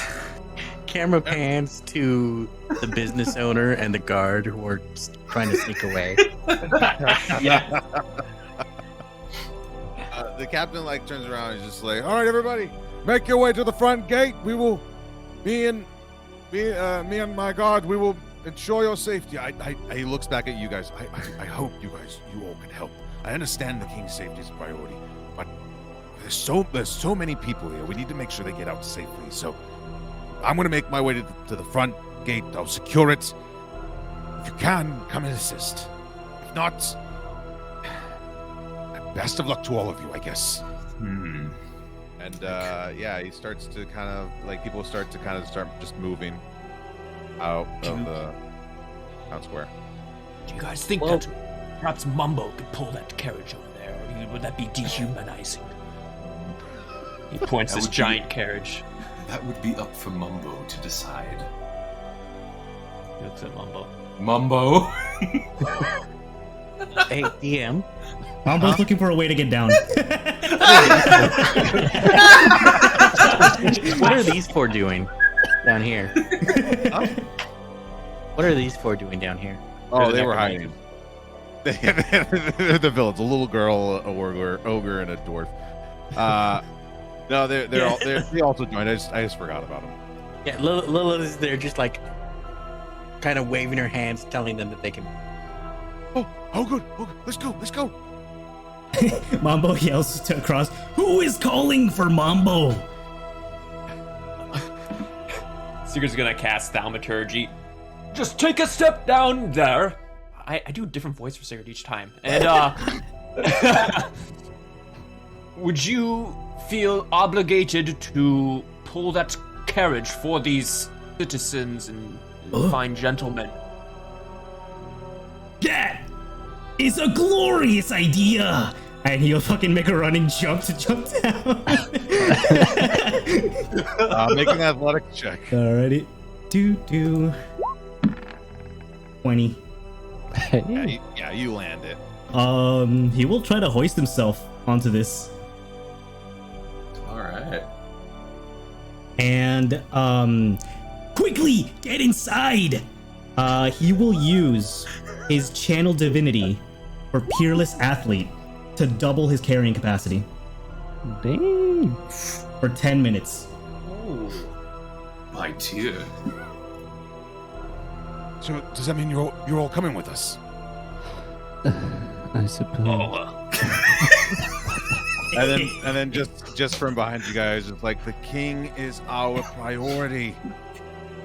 You basically have to do just two captain of the guards just kind of arguing that one wants to take the civilians out of the city, the other one wants to just go straight to the king. Where's that announcement person? They joined the crowd. Did you actually put them in the stocks? Oh yeah, I was gonna, but no, Yeah. actually, Mace stopped me. So no, they're not in stocks. Oh, they could still be up here with you. I just wanted to ask them how did they learn that the king was not going to be here? Like, did someone tell them, or was he just late and they realized? Yeah, he was just late, and we realized we had one messenger came by and just said that the king is running late, and this was maybe an hour just before we had to do the presentation, and then presentation came by and the king is still not here. And the messenger was Just fine, up to snuff. He was just a common messenger. It was just Dave, Dave. Okay. just Dave, just Dave. How well do you know this, Dave? I mean, wait, what happened? Why is the color weird? What color? Huh? I don't see anything. Off the map? Yeah. Oh, never mind. It looks the same. It looked weird for a minute. Yeah, it was just Dave. It was just messenger boy Dave. Would you trust him with your life? This I Dave. mean, honestly, I wouldn't trust Dave to make a casserole, but I mean, he's fine. Well, that's my job. Yeah, exactly. That's why I wouldn't trust him. Well, I see a bit of a disagreement here going. Do any of you have the tools and resources to find the king? Nope. Because I can- if I can. I'm ask talking Tia. about the official guard here, because we're the additives for today. Because if the guard is like, "Oh no, we gotta save the king," and you can't do it, you might as well do something useful, like save the townsfolk. first step is first step. We go check the royal throne room. That's our best guess. I can ask Tia to locate the king. We're If you can better ask God, equipped ask for this. God. Come again. I'm sorry. If you can ask a god, ask a god. Yes. All right. Clasps his hands. I'm gonna use. No, here's the thing. I'm gonna use divination again to ask a single question. But since I've already used it, there is now a 25% chance that I will get a random reading instead. The GM makes this roll in secret. Nice. Okay, what do I have to roll? I'm assuming you roll a D100, and if it's 25 or lower, or whatever you consider 25% of it. So I cast The it. low number is supposed to be your success. So wait, I figure out the DC? Yeah, so basically, there's from 1 to 100. There's a 25% chance that I get a completely different reading than the location of the king. So I have a 3 and 4 chance of getting the location of the king. I have a 1 in 4 chance of getting something completely else. What I would roll a D100 and another die, right? Yeah, I or want to do what? it in secret. Yeah. You could roll any die, just so long as there's like a 1 out of 4, 3 out of 4 difference. You could roll a d4 It's true. Okay. and just pick one number that is the failure. All right. All right. So I'm just trying to make sure I understand, so I don't screw this up. So say if I'm doing a D4, and the roll the thing to hit is 2. Right, so if I rolled a 1, a 3, or a 4, I would get a truthful answer on the location of the king. If it was a 2, it becomes a random reading of just a random Gotcha. reading. So just one bad option, Correct. or just one bad number. Gotcha. Okay. Okay. So now it's either a random. So if it's a fail, it's a random reading. If it's a success, a real answer. Correct. And you don't tell him which it is. Oh, of course. Once again, Mace, your eyes. Let me actually get rid of the turn order thing. Your eyes go wide as you go into this trance. You're back in the throne room. Your god is now eating a hoagie because he was on lunch earlier. Oh, hey, what do you need? Delicious. Oh, wait. hope. Wait, do you have to ask him your question, or do I just give you? Either or, any flavor's fine. But basically, the question would be, where is the precise location of the king of this kingdom? The king? King Rufus. Yes. Okay, cool. Yeah, King Roof. Throne room. Hi. And then he just immediately. Tyr has abided by will. The king is in his throne room.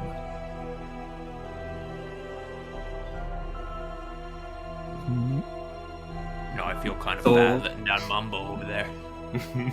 Look how happy he looks. Plop his little hooves.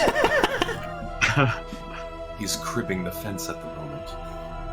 I mean, like, if we know that he's there, could we do the one thing and then the other thing? I mean, look at Mambo over there.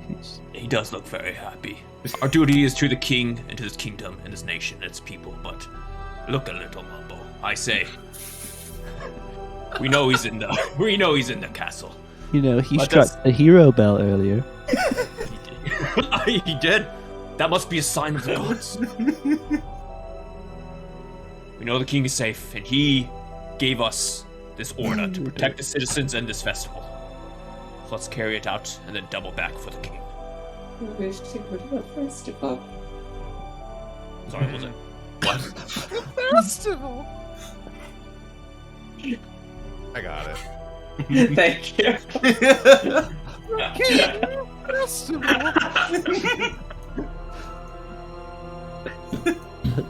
Who Right. those Hey, where are people? you going now?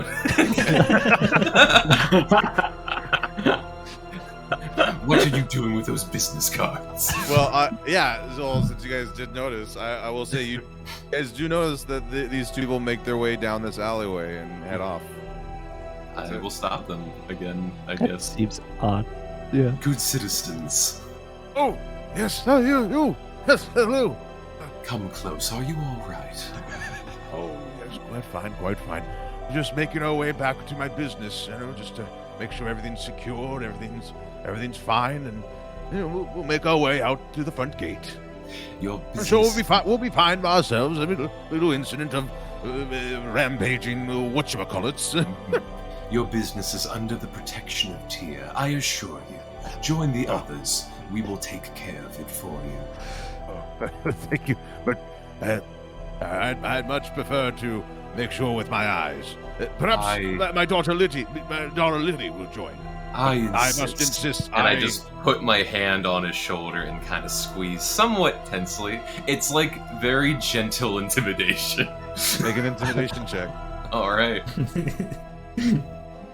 Makes a squeaky toy noise. 16.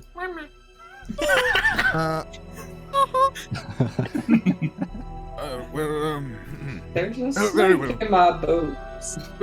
Please, if you get a chance, just run by. Just make sure it's not burned to the ground. Of course. If you find the time. Thank you, young lad. On your way now. Of course. If it makes any difference, you know that the entire town is insured by farmers. Bum ba dum ba dum bum bum. That's also where I have produce. Damn it. I love that Cal is from Minnesota. Yeah, I haven't seen the worst of it yet.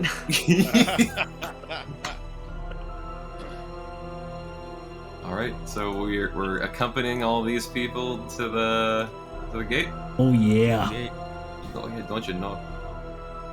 All right, on the top. Thank you so much, all of you. Thank you. I promise we'll join up the fight to find the king and everything, but make sure we get these people to safety. The other captain kind of next to Judith just looks. Listen, you and I both know the king is the most important. As soon as you all can, get up to the throne room. Make sure our king is safe. I will be sure of it. Long Jeff, and then the other guard. Off too. I thought his name was Dave. No, Dave. the messenger's name was Dave. No, I thought his name was Jeff. Oh, dear. But yeah, are you guys heading off with the people? Yep. Oh yeah. And I'll say that's where we'll pick it up next time. Yay! Ooh, multi-shot. Fantastic. Mini campaign. Awesome stuff, dude. Thank you. That was thank great. you. It gets wilder. Yeah, I can't wait to like just see all these civilians died on the way to the entrance. Yeah, so hey, yo, sorry Tim, new campaign, eh? Okay. You get to be a player now. Hey, that's great, right? Yeah. That's fun. Marcus just sits back in his chair like, you know what? I don't really need the wand anymore. No, he's the DM. Hey, and To this be is clear, like Campaign B is not Campaign C now. They don't get shuffled. Campaign B is still B. Campaign A is now C. Yeah, I see. Yeah, I see what you did there. Yeah. Oh, that was great. yeah. Glad you guys enjoyed it. Yeah, thank you. I think next week though I will be driving back from Sacramento on Sunday.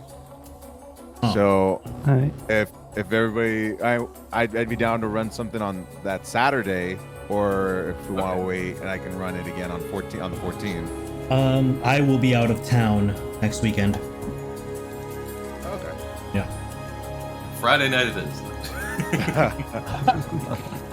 I can't do any of the nights on that weekend. That's fair. Yeah. So cool with coming back on the 14th then. Cool. Yeah, sure. Yeah. So, Heck yeah. If everything goes the way I'm thinking it'll go, yeah, this thing will wrap up at least by the end of August. Cool. All right. Sweet. Down for Would there that. be time for a short rest between this and next session? There are going to be opportunities for short rest, but you got to find them. Is this like what it it. feels like? Yeah. You are leading civilians out of a zombie-infested city. Ha! Good luck. Yeah. Again, like I said, it's an endurance test, so you gotta Manage your either resources. conserve or do whatever you gotta do. And it'll be there. Yeah, I mean, you guys have played. You guys know there's options to do things. Oh yeah, dude. I like as soon as the debate became save the king or save civilians out of a zombie infested city, I just turned on the Dead Rising music.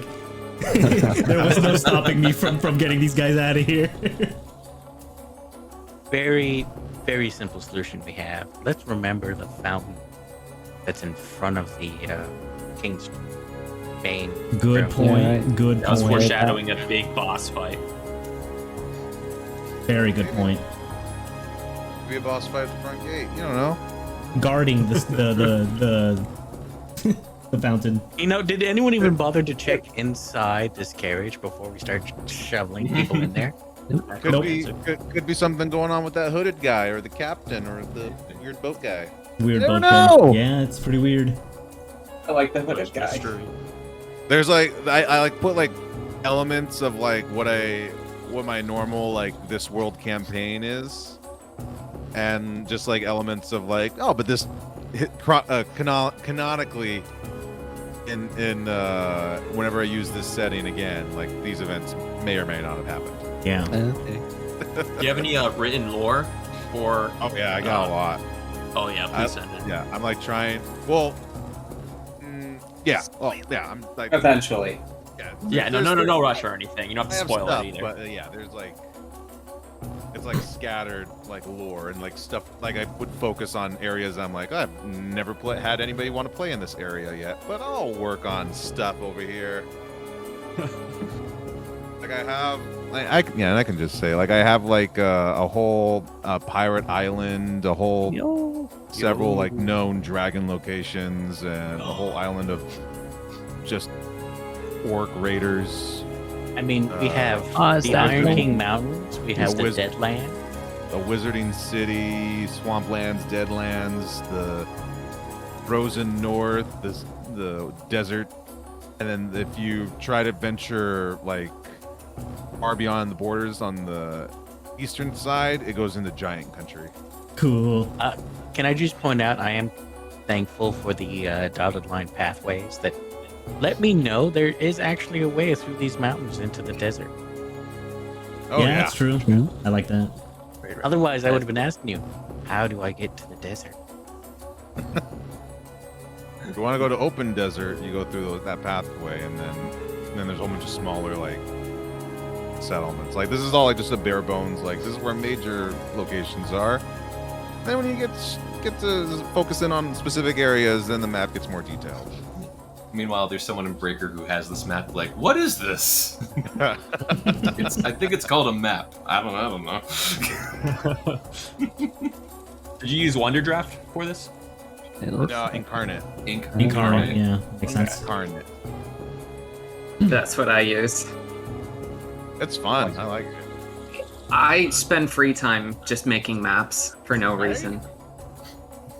It's so good. It's so much fun. But yeah. Alrighty. You guys enjoyed it? Thank Good you stuff. so much for running this. Yes, This was great. thank you. Thanks a Thank you, lot. Jules. This is awesome. Thank you for letting me stab zombies. There's probably more. Good. no. Alrighty, guys. I'll see you all next time. All right. Yeah. See ya. See you guys. Bye. Have fun.